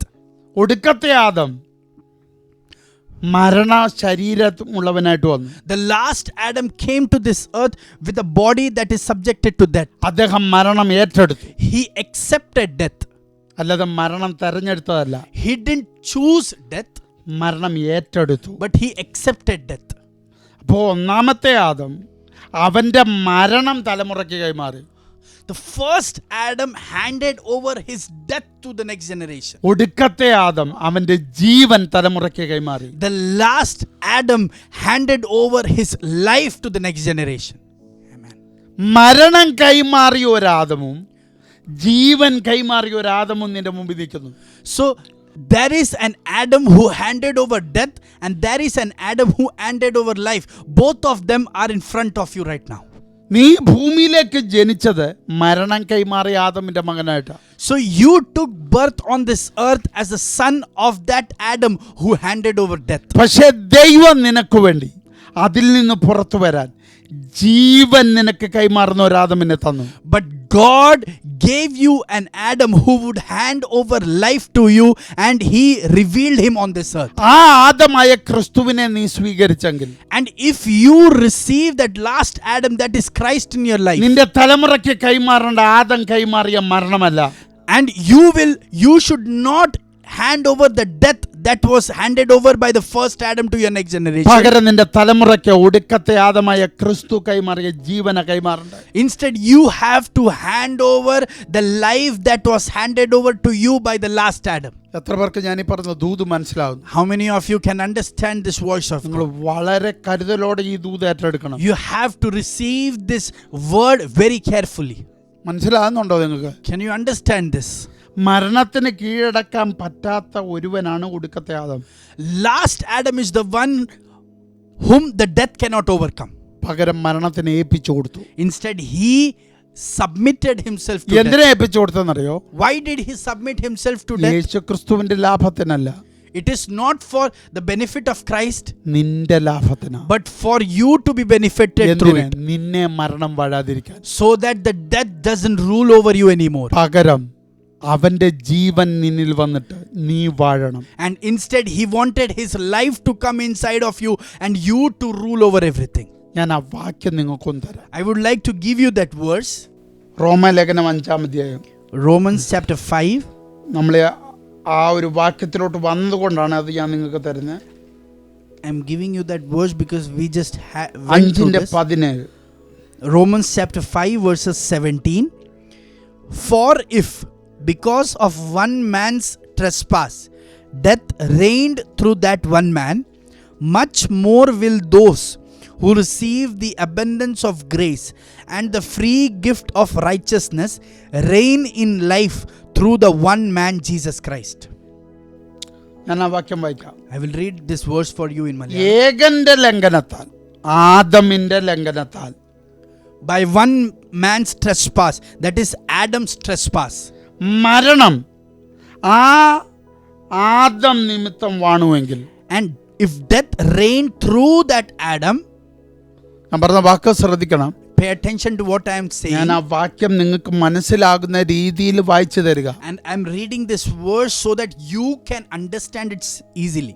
ആദമിന്റെ ലംഘനത്താൽ, Because of Adam's trespass, മരണം ആ ആദം നിമിത്തം വാണുവെങ്കിൽ, and if death reigned because of that Adam, കൃപയുടെയും നീതിദാനത്തിന്റെയും സമൃദ്ധി ലഭിക്കുന്നവർ, much more will those who receive the abundance of grace and the free gift of righteousness. അതാര് നിമിത്തം? യേശു ക്രിസ്തു നിമിത്തം. And because of whom do you receive this? Because of Christ. അതായത് ഒടുക്കത്തെ ആദം നിമിത്തം. That is because of the last Adam.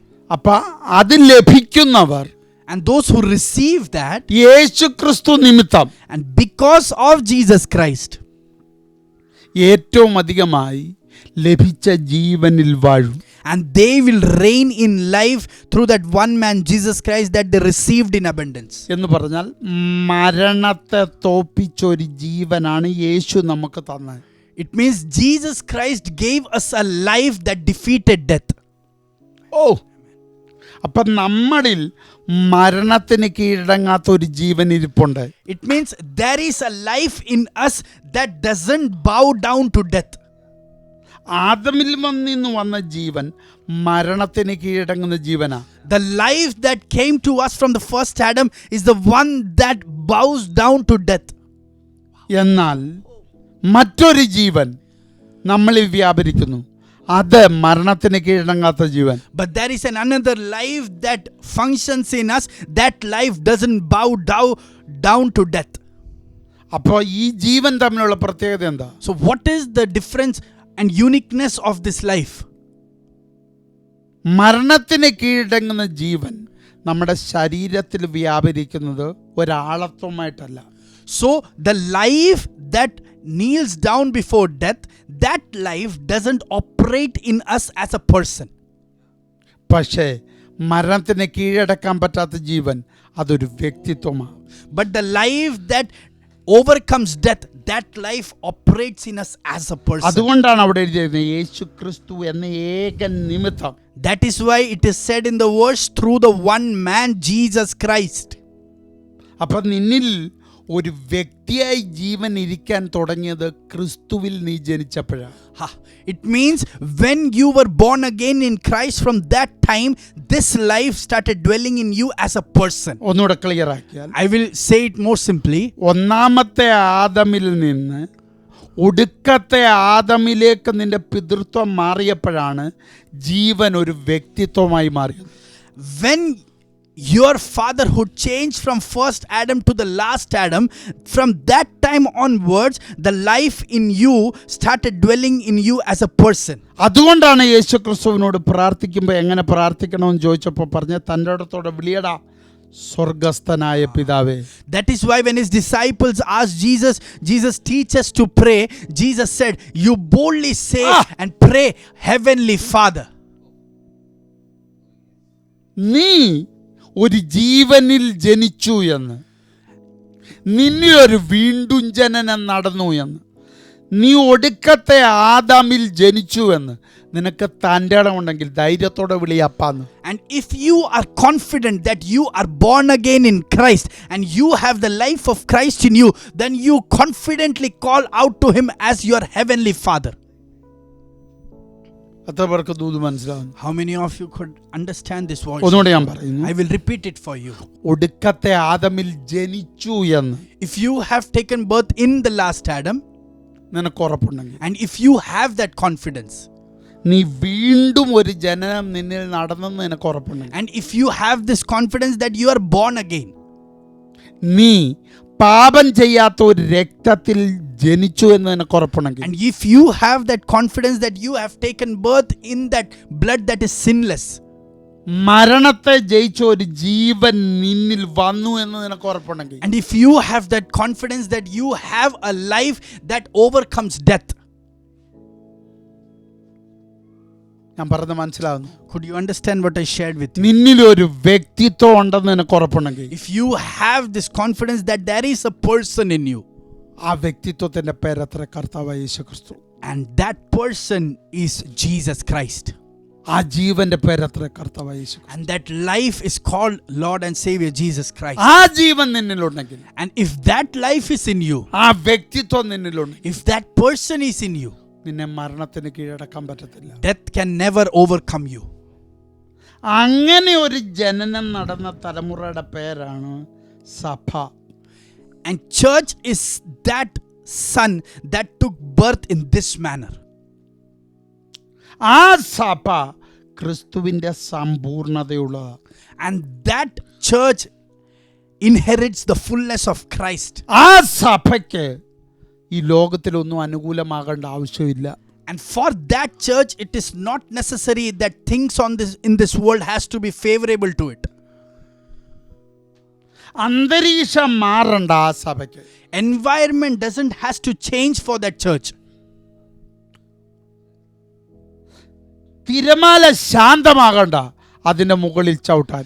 It is not necessary that the waves have to calm down for the church to walk over it. പത്രോസ് നമ്മളോട് പറയും, Peter will say to ആ us, ക്രിസ്തു നിന്റെ കൂടെ ഉണ്ടെങ്കിൽ, if that Christ is with you അവന്റെ ജീവൻ നിന്നിലുണ്ടെങ്കിൽ, and if his life is in you, കാറ്റ് ശാന്തമാകണ്ട, the wind doesn't has to calm down, കടലിൽ ശാന്തമാകണ്ട, the sea doesn't has to calm down, കാരണം നീ അതിന് മുകളില. because you are above them. ആ ജീവൻ വഹിക്കുന്ന യോഹന്നാൻ പറയും, John, who carries this life in him, Patmos മാറണ്ട, he will say that Patmos doesn't has to change. എന്നിലെ ജീവൻ വെളിപ്പെട്ടാ മതി, Let the life in me just get manifested. എന്നിലെ ആ വ്യക്തിത്വം ഒന്ന് വെളിപ്പെട്ടാ മതി, Let the person in me just be manifested. അവന്റെ മഹത്വം ഒന്ന് വെളിപ്പെട്ടാ മതി. Let his glory be manifested. Patmos എനിക്ക് കീഴടങ്ങും. Patmos will be under my feet. പലർക്കും കീഴടങ്ങാത്ത പത്മോസ് എനിക്ക് കീഴടങ്ങും. Patmos that didn't subject to anyone else, it will be subjected ഞാൻ to me. ഇച്ചിരൂടെ higher ലെവലിൽ പറയുക, I will tell this to in a greater dimension to you, ഒരൊറ്റ രാജാക്കന്മാർക്കും what no kings could do ഒരൊറ്റ ഭരണാധികാരികൾക്കും and what didn't subject to any rulers. ഒറ്റ മനുഷ്യനും കീഴടങ്ങാത്ത Patmos, The Patmos that didn't subject to any human being. യോഹന്നാൻ പറയും എനിക്ക് കീഴടങ്ങും. John will say confidently that it will come down to me, കാരണം മരണത്തിന് കീഴടങ്ങാത്തൊരു ജീവൻ എൻ്റെ അകത്തുണ്ട്. because there is a life inside of me that subjects death. ഭരണാധികാരികളെ, തിളച്ച എണ്ണ നിന്റെ മരണത്തിൻ്റെതാ. Hey rulers, this hot oil is for your death, പക്ഷേ അത് എനിക്ക് മരണത്തിൻ്റെതല്ല.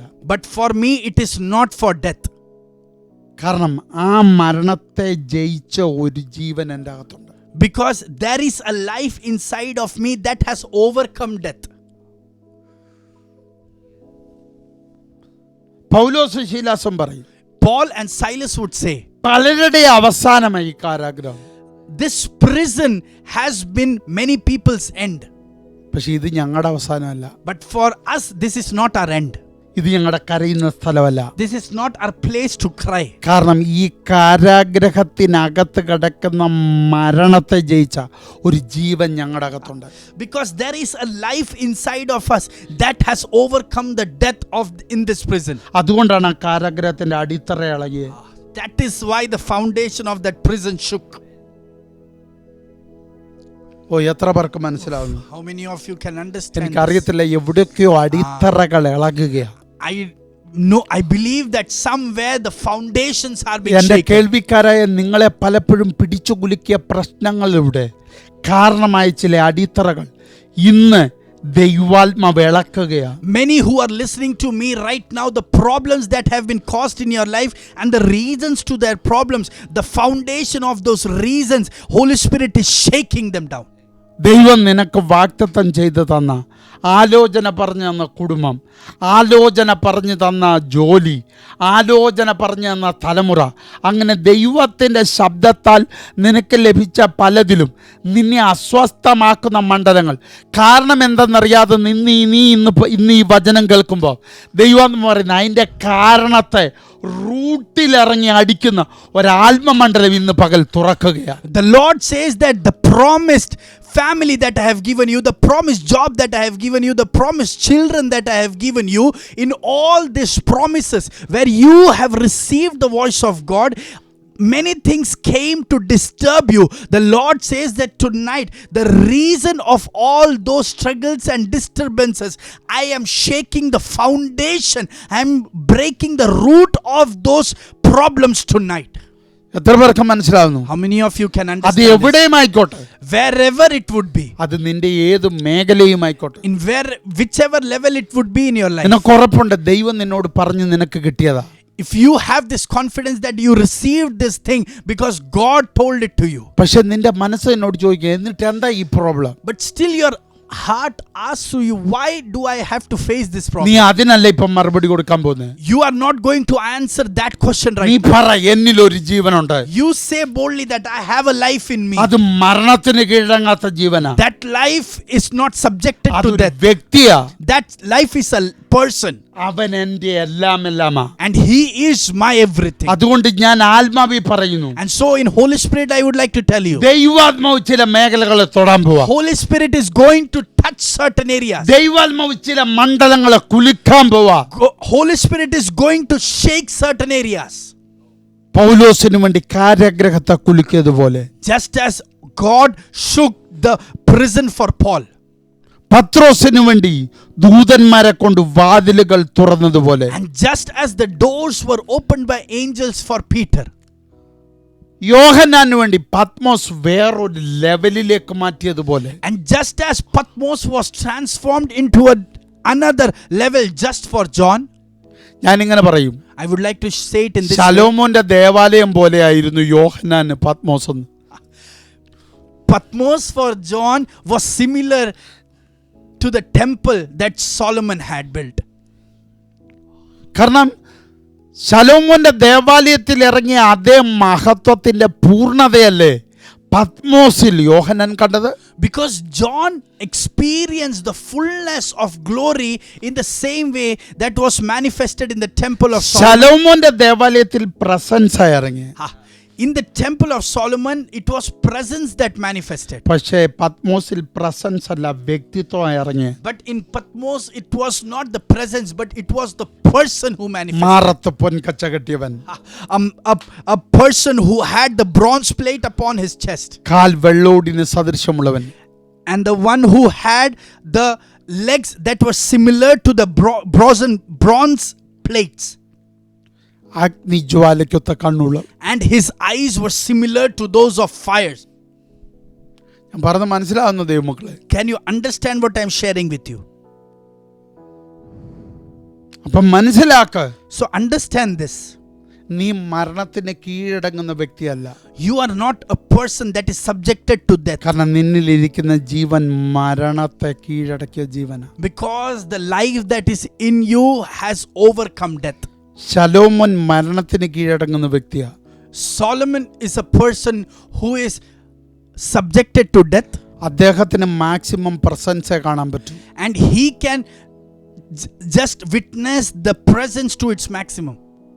യോഹന്നാൻ മരണത്തെ ജയിച്ച ജീവന്റെ ഉടമയാ. John carries the life that has overcome death. അവൻ വെറും പ്രസൻസ് മാത്രം കണ്ടാ പോരാ. It is not enough that he just experiences the ആ presence. വ്യക്തിത്വത്തിന്റെ പൂർണ്ണ മഹത്വം അവൻ കണ്ടേ പറ്റൂ. It is important that he experiences the fullness of that person. എത്രയോ കാരാഗ്രഹങ്ങൾ ഒതുക്കാൻ നോക്കി പൗലോസിനെ. Many prisons tried to overcome Paul. എത്രയോ കാരാഗ്രഹങ്ങൾ അദ്ദേഹത്തെ മരണത്തിന് തള്ളിവിടാൻ നോക്കി. Many prisons tried to bring death to Paul. എത്രയോ വെല്ലുവിളികൾ അദ്ദേഹത്തെ നശിപ്പിക്കാൻ ശ്രമിച്ചു. Many challenges tried to destroy him. പക്ഷെ തൊടാൻ കഴിഞ്ഞില്ല. But nothing could touch him. അദ്ദേഹം മൂന്നാം സ്വർഗം വരെ കയറേണ്ടവനാ. Because he is a person who has to be taken up to the third heavens. അത് ശലോമോൻ കണ്ട മഹത്വമല്ല അവൻ കണ്ടേ. It is not that glory that Solomon saw. മഹത്വത്തിന്റെ പൂർണ്ണത അവൻ കണ്ടേ. Paul saw the fullness of the glory. അതുകൊണ്ടാണ് പത്രോസ് ആ ജീവൻ തിരിച്ചറിഞ്ഞപ്പോൾ വിളിച്ചു പറഞ്ഞത്. That is why when Peter recognized this life, he proclaimed boldly. ക്രിസ്തുവിന്റെ മഹിമ അതിന്റെ പൂർണ്ണ നിലയിൽ കണ്ടവരാ ഞങ്ങൾ. We are the witnesses who have seen the fullness of his glory. അതാ സഭ. That is the church. അതാവണം സഭ. That should be the church. അതിനാണ് നമ്മൾ നമ്മളെ ഒരുക്കാൻ പോകുന്നത്. And we are going to prepare ourselves for it. അതിനാണ് ഞാൻ കഴിഞ്ഞ ആഴ്ച പറഞ്ഞ ആരാധനയുടെ തലം നമ്മൾ മാറ്റണം. That is why last week I shared with you that we have to change our way of worship. Adam മുതൽ അബ്രഹാം വരെ എത്തുമ്പോൾ, So when we study from Adam to Abraham, Adam ആരാധന കണ്ടയാളാ. Adam is the one who saw worship. ആ വർഷിപ്പിൽ 3 പേരേ ഉള്ളൂ. And in that worship there are only 3 individuals. ആദമും ഹവ്വയും ദൈവവും. It is Adam, Eve and God. ദൈവം കാണിച്ചു കൊടുക്കുന്നു ഒരാടിനെ അറുത്ത് യാഗത്തിൻ്റെ കരുത്തെന്താണ്. God is sacrificing a lamb over there and he is manifesting to them the power of an offering. യാഗത്തിന് നഗ്നത മറയ്ക്കാൻ കഴിയുമെന്ന് ദൈവം കാണിച്ചു കൊടുത്തു. God showed them that a sacrifice can hide your nakedness. നീ നിന്നയായി, അപമാനമായി, ആക്ഷേപമായി മാറേണ്ടടത്ത് നിന്ന് നിന്നെ പുറത്തെടുക്കാൻ ഒരു യാഗത്തിന് കഴിയുമെന്ന് ദൈവം കാണിച്ചു കൊടുത്തു. And God proved to him that through a sacrifice, your rejection and everything that you faced in your life, you could be brought out from it. എന്നേക്കുമായി നഷ്ടപ്പെടേണ്ട ജീവനെ മടക്കി പിടിക്കാൻ ഒരു അവസരം തരാൻ യാഗത്തിന് കഴിയുമെന്ന് ദൈവം കാണിച്ചു കൊടുത്തു. God proved to him that through a sacrifice you could receive the life that you were supposed to lose it eternally. ഞാൻ പറഞ്ഞ ദൂത് മനസ്സിലായോ? Could you understand what I shared with you? എന്നേക്കുമായി നഷ്ടപ്പെടേണ്ടതാണ് ആദമിന് അവകാശങ്ങൾ. And inheritance that Adam had, he was supposed to lose it eternally. പക്ഷെ ദൈവം ഒരു യാഗത്തിലൂടെ അവൻ information കൊടുക്കുകയാണ്, ഇതെല്ലാം നിനക്ക് തിരിച്ചു പിടിക്കാൻ കഴിയും. But through a sacrifice, God is giving him the information that through this all those things would be restored to you. ഇതാ പിതാക്കന്മാരെ ഞാൻ നിങ്ങൾക്ക് തരുന്ന ഒരു ദൂത്. This is the first voice of God that I would like to give to you, നീ fathers. Proper യാഗം കഴിച്ചാൽ If you offer a proper നിനക്ക് sacrifice, നഷ്ടപ്പെട്ടെന്ന് പറഞ്ഞ പല അവകാശങ്ങളും തിരിച്ചു പിടിക്കാൻ കഴിയും. every inheritance that you say that you have lost them, you can take them back. കർത്താവ് നിനക്ക് കൈമാറിയതും പിശാച് വഞ്ചിച്ചത് നിമിത്തം നിനക്ക് നഷ്ടപ്പെട്ടതുമായ പല അവകാശങ്ങളും അവന് നീ കൊടുക്കുന്ന യാഗത്താൽ, ആരാധനയാൽ തിരിച്ചു പിടിക്കാൻ പറ്റുമെന്ന് വചനം നിനക്ക് ഉറപ്പ് തരുന്നു. The word of God gives you this assurance that through the sacrifice and the worship that you offer to God, what was given to you as an inheritance and what was stolen away from you from Satan, God says that I will give it back to you. ഞാൻ നഗ്നനാണെന്ന് പറഞ്ഞവൻ്റെ നഗ്നതയെ മറയ്ക്കാൻ solution യാഗത്തിനകത്തുണ്ടെന്ന് ദൈവം കാണിച്ചു കൊടുത്തു. And God showed to him that in this sacrifice there is a solution where you said that you are naked, but through this sacrifice I can cover your nakedness. നീ കണ്ടെടുത്ത solution അല്ല perfect solution, പകരം യാഗത്തിനകത്താണ് perfect solution ഇരിക്കുന്നതെന്ന് ആദമിന് ദൈവം കാണിച്ചു കൊടുത്തു. And God proved it to Adam that what you think is not the perfect solution, but only through a proper sacrifice you can receive this proper solution. അത്യല നിന്റെ തൽക്കാല സൊല്യൂഷനാ. The fig leaves are your temporary solution, പക്ഷെ ആടിന്റെ തോല് നിനക്ക് permanent സൊല്യൂഷനാ. but the skin of a lamb is your permanent solution. നിന്റെ ബുദ്ധി തരുന്ന നിനക്ക് തൽക്കാല സൊല്യൂഷനാ. Your logic, your intelligence gives you a temporary solution, പക്ഷെ നീ ദൈവത്തിന് കൊടുക്കുമ്പോൾ ആരാധന നിനക്ക് വെളിപ്പെടുത്തി തരുന്നത് പൂർണ്ണ സൊല്യൂഷനാ, but എന്നേക്കുമുള്ള സൊല്യൂഷനാ. the worship and the sacrifice that you offer to God reveals to you an eternal and a permanent solution. Oh mighty Jesus. Amen. എത്ര പേർക്ക് ദൂത് How മനസ്സിലാകുന്നു? many of you could understand this voice of God? ഇതും മനസ്സിലാക്കിയ Adam, Adam who understood this, ഇത് കണ്ട Adam, and Adam who saw this, ഇത് അനുഭവിച്ച Adam and Adam who has experienced this. പുറത്തു വന്നിട്ട് ആരാധിക്കുന്നതായിട്ട് കാണുന്നില്ല. We do not see that after coming out of the garden he worshipped. യാഗം കഴിക്കുന്നതായിട്ട് കാണുന്നില്ല. We do not even see that he offered a sacrifice. പക്ഷേ ദൈവം കൈമാറിയത് വെളിപ്പാടിൽ മനസ്സിലാക്കുന്ന ഒരു ഹാബേലിനെ കാണുന്നു. But we see that there is an Abel who received through revelation what God has given. തൻ്റെ ഉള്ളിലിരിക്കുന്ന ജീവൻ കൊണ്ട് സ്മെല്ല് ചെയ്യുന്ന ഒരു കൈനെ കാണുന്നു. And we see a Cain who smells through the life that is inside of him. അവൻ്റെ ഉള്ളിലിരിക്കുന്ന ജീവൻ നിമിത്തം അവൻ സ്മെല്ല് ചെയ്തതാ യാഗത്തെക്കുറിച്ചുള്ള തൻ്റെ അറിവ്. And because of the life that is inside of him, through that life he could smell and understand what a sacrifice should be. അതവന് വെളിപ്പാടല്ല.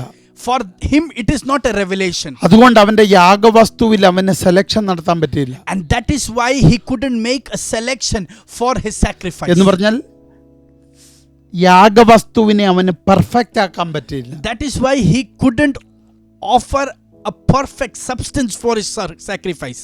Perfect substance അല്ലെങ്കിൽ യഥാർത്ഥമായ ദൈവം കൊതിക്കുന്ന യാഗവസ്തുവിനെ കൊടുക്കണമെങ്കിൽ യാഗവസ്തുവല്ല ആദ്യം പെർഫെക്റ്റ് ആകേണ്ടത്, യാഗം കഴിക്കുന്നവനാണ് perfect ആകേണ്ടത്. So to provide, to offer a perfect substance as a sacrifice to the Lord, it is not the substance that has to be perfected first, but it is the one who is offering the sacrifice has to be perfected. മനസ്സിലാകുന്നുണ്ടോ നിങ്ങൾക്ക്? Could you understand this? അതുകൊണ്ടാണ് യാഗം കഴിക്കാൻ വരുന്ന ഞാനും നീയും perfect ആകേണ്ടത് കൊണ്ടാണ് അവൻ്റെ രക്തം നമുക്ക് തന്നെ. ആരുടെ രക്തം? യേശുക്രിസ്തുവിൻ്റെ രക്തം നമുക്ക് തന്നെ. That is why we are given the blood of Jesus Christ, so that we would be perfected before we offer the sacrifice. എന്ന് പറഞ്ഞാൽ ഒരു ഒറിജിനൽ ആരാധന നീ കൊടുക്കണമെന്ന് അവന് നിർബന്ധം. It means God is determined that you should offer a perfect worship.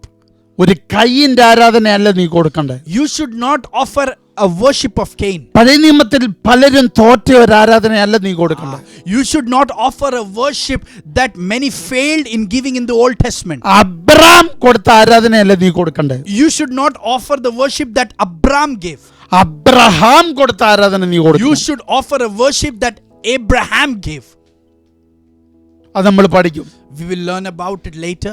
Abraham കൊടുത്ത ആരാധനയും അബ്രഹാം കൊടുത്ത ആരാധനയും തമ്മിലുള്ള വ്യത്യാസം. What is the difference between the sacrifice that Abraham gave and the sacrifice that Abraham made? അപ്പൊ യേശു കർത്താവ് എന്താ പറയുന്നത്? So what is Jesus Christ saying here? കാൽവറിയിൽ നീ വിശ്വസിച്ചതിന് ശേഷം, So after you believed on my Calvary, അല്ലെങ്കിൽ ഒടുക്കത്തെ ആദാമിൽ ജനിച്ചതിന് ശേഷം, or after you took birth in the last Adam, നിന്റെ ആരാധന ഒരിക്കലും പ്രസാദമില്ലാത്തതാകാൻ പാടില്ല. it is never allowed that your worship should be an unpleasing one. കാരണം എന്താ? What is the reason behind it? ആരാധനയ്ക്ക് വരേണ്ടവൻ പെർഫെക്റ്റ് ആയിരിക്കണം. The one who is coming to offer worship should be a perfect one.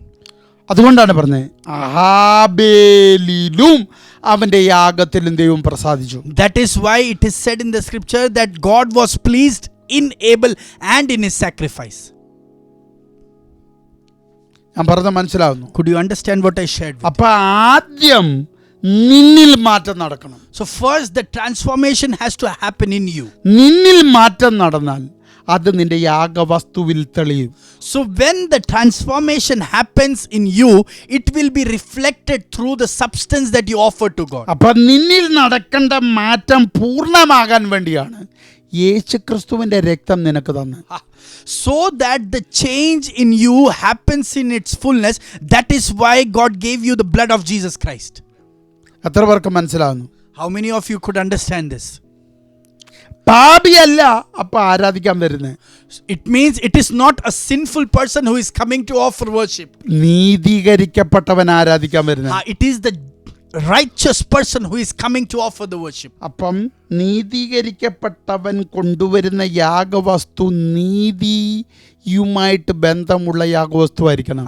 It means a righteous person who is coming to offer worship, the substance of his worship should be related to righteousness.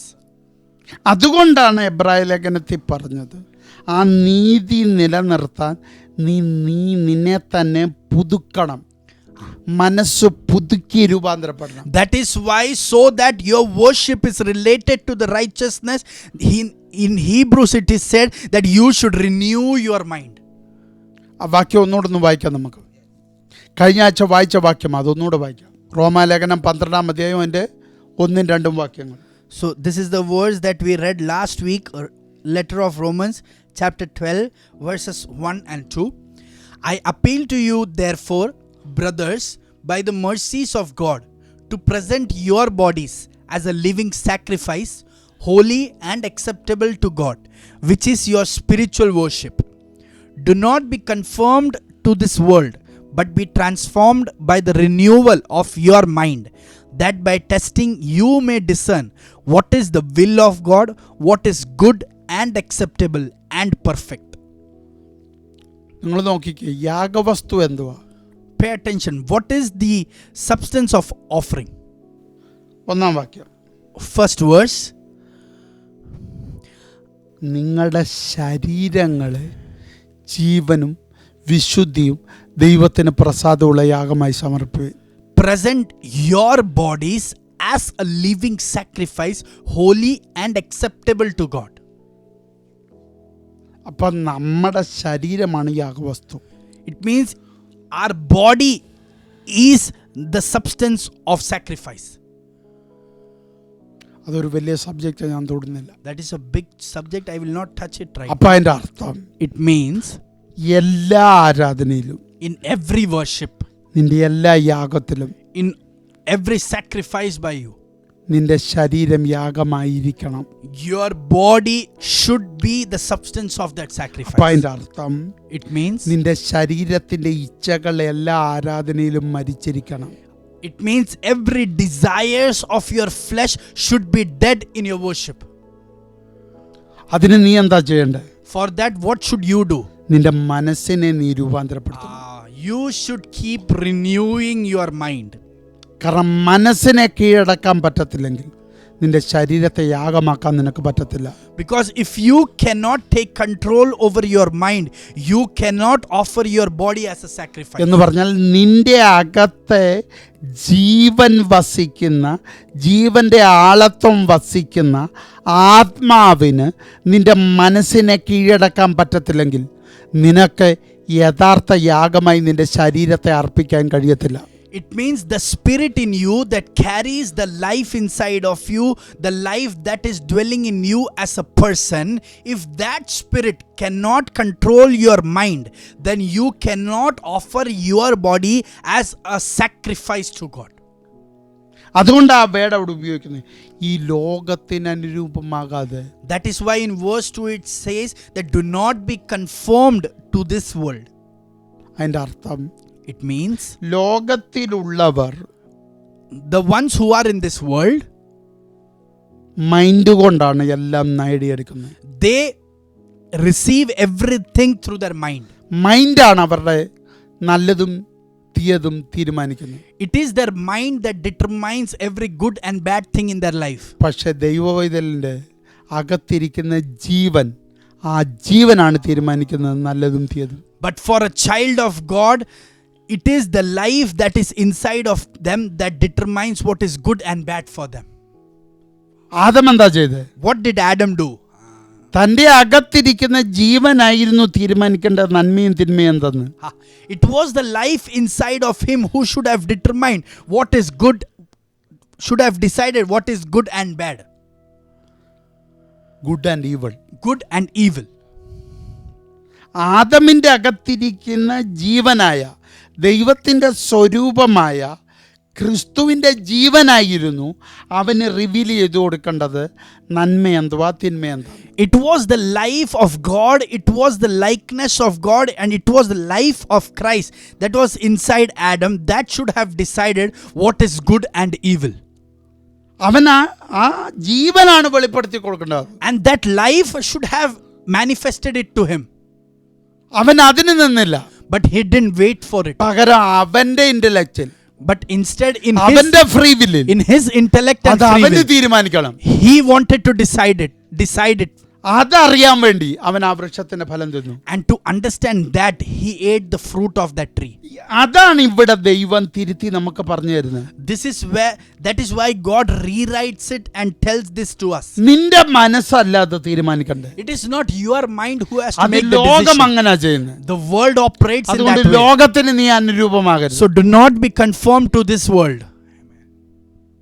നിന്റെ അകത്ത് ഇരിക്കുന്ന ജീവൻ വസിക്കുന്ന ആത്മാവ് നിന്നോട് പറയും ശരി എന്താ തെറ്റാ എന്താ. So the spirit that is inside of you that carries the life of God, he will tell you what is good and what is evil. നിന്നിലെ ആത്മാവ് അത് ചുമക്കുന്നതാണ് ദൈവത്തിന്റെ പരിശുദ്ധാത്മാവിനെയും ജീവനായ ക്രിസ്തുവിനെയും. So the spirit inside of you, it is the one that carries the Holy Spirit and the life of Christ.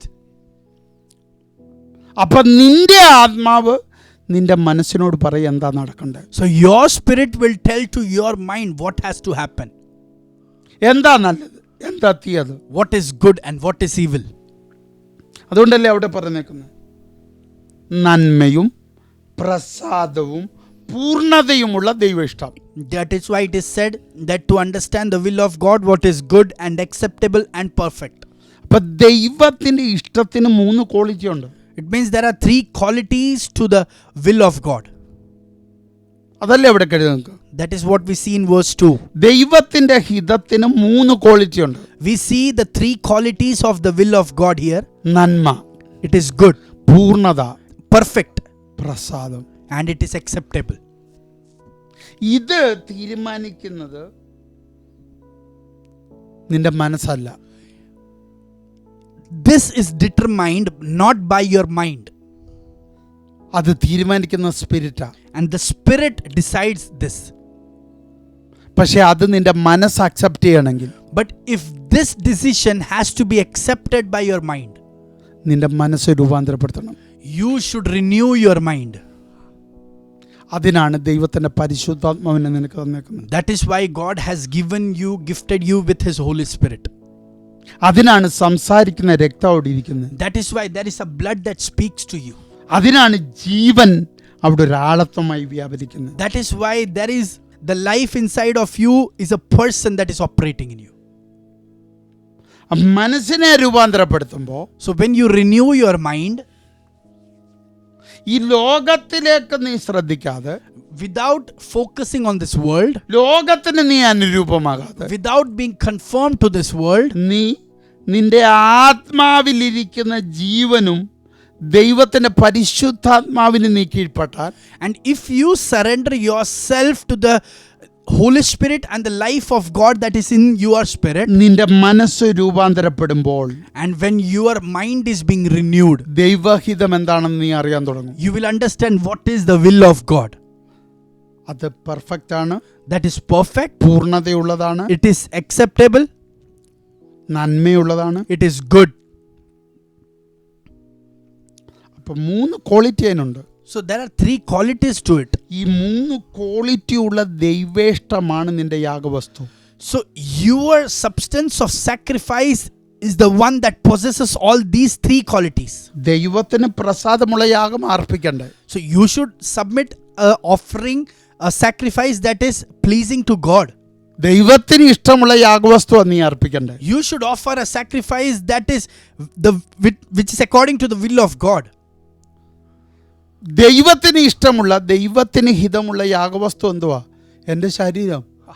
What is the sacrifice that is pleasing and according to the will of God? It is my body. അപ്പൊ നിന്റെ ശരീരം ആർക്ക് ഇഷ്ടമാ? Oh, so who likes your body? യേശുവിന് നിന്റെ ശരീരം ഇഷ്ടമാ. Jesus Christ loves your body. എന്നും അവന്റെ യാഗപീഠത്തിൽ നിന്റെ ശരീരം ഇരിക്കുന്ന അവന് ഇഷ്ടമാ. Oh, he likes your body being seen on his altar every day. ഇസഹാക്ക് യാഗപീഠത്തിന് മേൽ ഇരിക്കുന്നത് നമ്മുടെ ദൈവത്തിന് ഭയങ്കര ഇഷ്ടമാ. God loves that Isaac is being placed on the altar. അത് ദൈവം പ്രസാദിച്ചു. And God was pleased by it. എന്നിട്ട് ദൈവം എന്താ പറയുന്നത്? And what is God saying? ഇത് കരിയേണ്ടവനല്ല. He is not the one who has to be burned down. ഇത് ചാരമാകേണ്ടവനല്ല. He is not supposed to be among the ashes. ഇത് ഐശ്വര്യമായി അനുഗ്രഹിക്കപ്പെടേണ്ടവനാ. He has to be mightily blessed. ഞാൻ പറഞ്ഞത് മനസ്സിലാവുന്നോ? Could you understand what I shared? അപ്പൊ നിന്റെ ശരീരം ഈ യാഗപീഠത്തിന് മേൽ ഇരിക്കുമ്പോ, So when your body is on this altar, ദൈവം പറയും ഇത് കരിയേണ്ടതല്ല, God will say that this is not to be burnt. ഇത് ചാരമാകേണ്ടതല്ല, It is not to become ashes. പകരം ഇത് perfect ആകേണ്ടതാ. Instead, it has to be made perfect. കാരണം ഇതിന് വീണ്ടെടുപ്പ് നടക്കേണ്ട ഒരു ദിവസമുണ്ട്. Because there is a day where this has to be redeemed. ഇതാണ് ആരാധന. This is worship. ഈ ആരാധനയാണ് നിന്റെ തലമുറയ്ക്ക് കൈമാറേണ്ടത്. You have to hand over this worship to your children. കഴിഞ്ഞ ആഴ്ചത്തെയും ഈ ആഴ്ചത്തെയും ദൂതുകൊണ്ട് നിങ്ങൾക്കത് പിടികിട്ടിയെന്ന് ഞാൻ വിചാരിക്കുന്നു. And I believe that you could understand its depth from the word that came to us last week and the word that came to us today. ആരാധന എന്തെന്ന് ശരിക്കും മനസ്സിലാക്കണമെങ്കിൽ ഈ 2 ആഴ്ചത്തെ ദൂത് കേട്ടാൽ മതി. If you have to understand clearly what true worship is, then you just have to re-listen to last week's and this week's sermon. ഏറ്റവും ആദ്യമേ നമ്മുടെ സ്വർഗം വേദനിച്ച വിഷയം ആരാധനയാണ്. Worship is the topic where our God was hurt from the first moment itself. ദൂതൻ അത് വേദനിപ്പിച്ചു. The angel hurt God.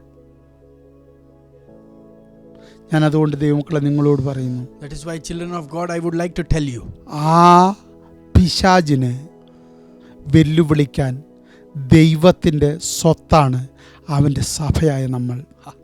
church is that inheritance of God who has to challenge that Satan.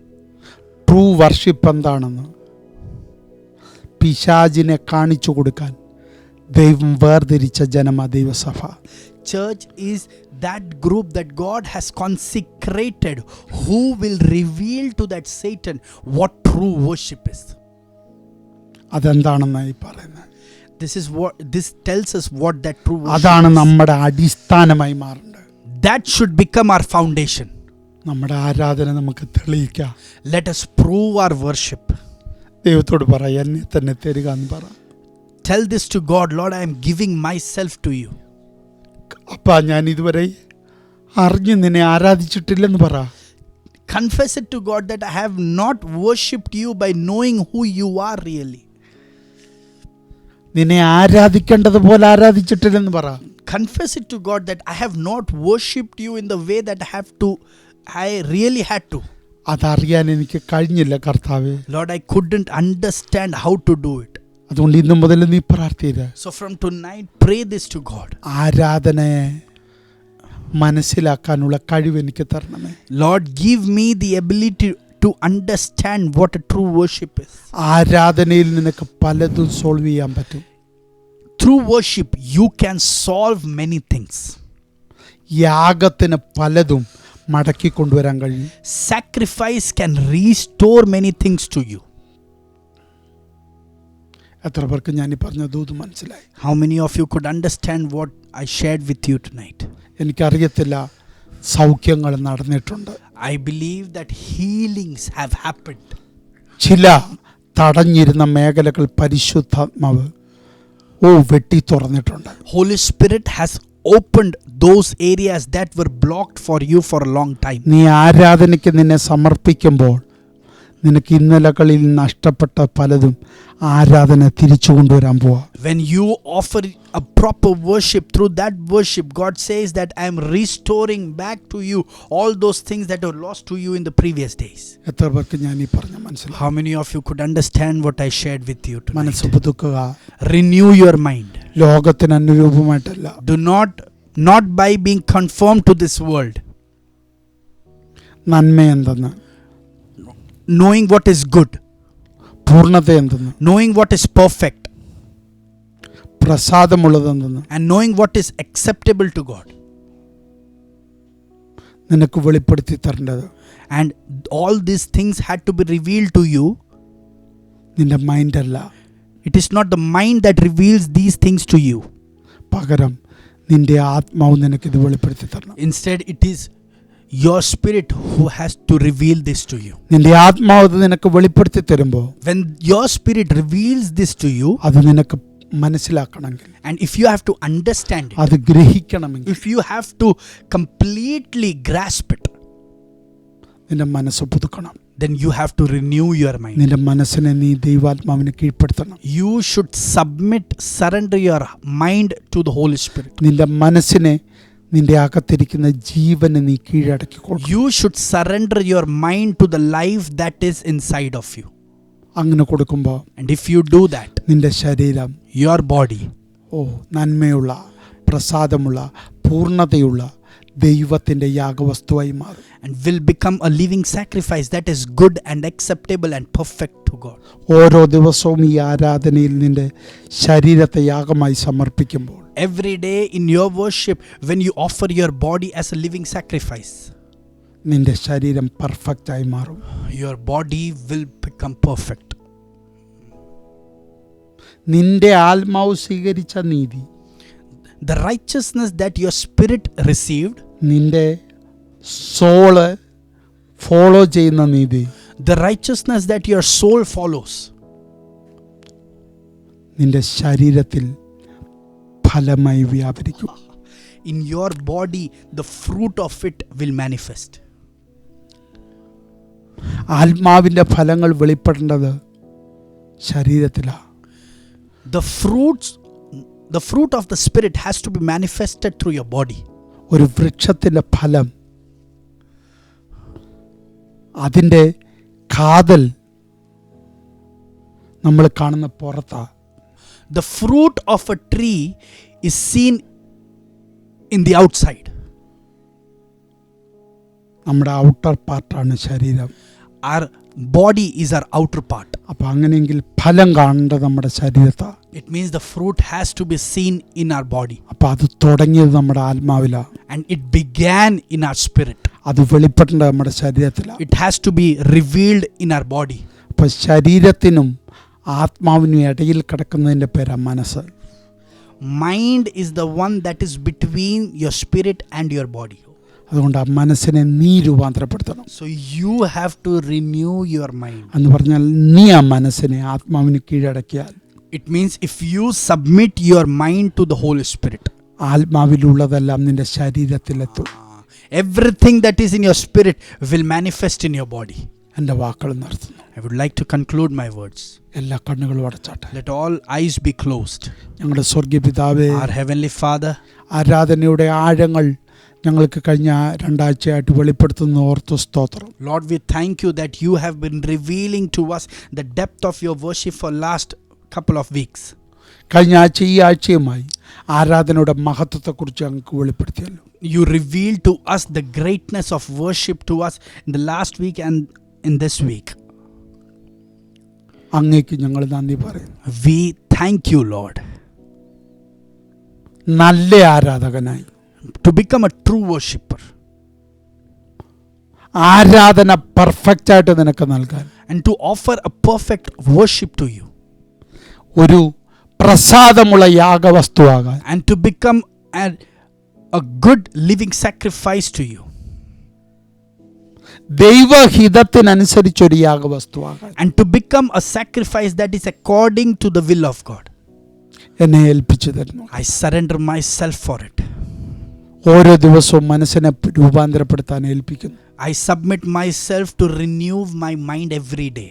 കർത്താവ് ഈ ജനത്തെ നിന്റെ കൈ തരുന്നു. I bless your children and submit them to ഈ your hands. കാലഘട്ടത്തിൽ In this period, ആരാധന വ്യത്യസ്തമായി ദൈവത്തിന് തരുന്ന ഒരു കൂട്ടമായി, let them become that group that offers a worship in a unique way to you.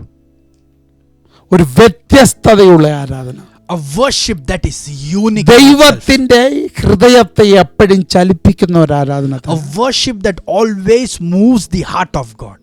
ഞങ്ങളെ ഏൽപ്പിച്ചു തരുന്നു.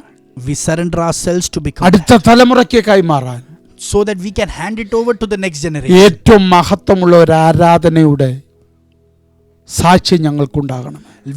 Let us have that testimony of worship so that we can hand it over to the next generation. തൃക്കരത്തിൽ സമർപ്പിക്കുന്നു. We submit ourselves unto thy hands. പ്രാർത്ഥന കേട്ടതിന് നന്ദി. Thank you for hearing our prayer. യേശുവിൻ നാമത്തിൽ In Jesus Christ's name we pray. Amen. Amen. കഴിഞ്ഞ ആഴ്ച ഈ ആഴ്ചയുമായി ആരാധനയെക്കുറിച്ച് ദൈവം നമ്മളോട് സംസാരിച്ചു. Last week and this week God spoke to us about true worship. അത് വീണ്ടും വീണ്ടും കേട്ട് നമ്മളെ അതിനുവേണ്ടി പ്രിപ്പയർ ചെയ്യുക. Re-listen this sermon and prepare yourself for it. ഒരു യഥാർത്ഥ ആരാധകനായി മാറാം. Let us become a true worshipper യഥാർത്ഥ യാഗവസ്തുവായി മാറാം. and let us become that true and living sacrifice. ദൈവം അതിനായി നിങ്ങളെ ഒരുക്കട്ടെ. May the Lord prepare you for that. God bless you all.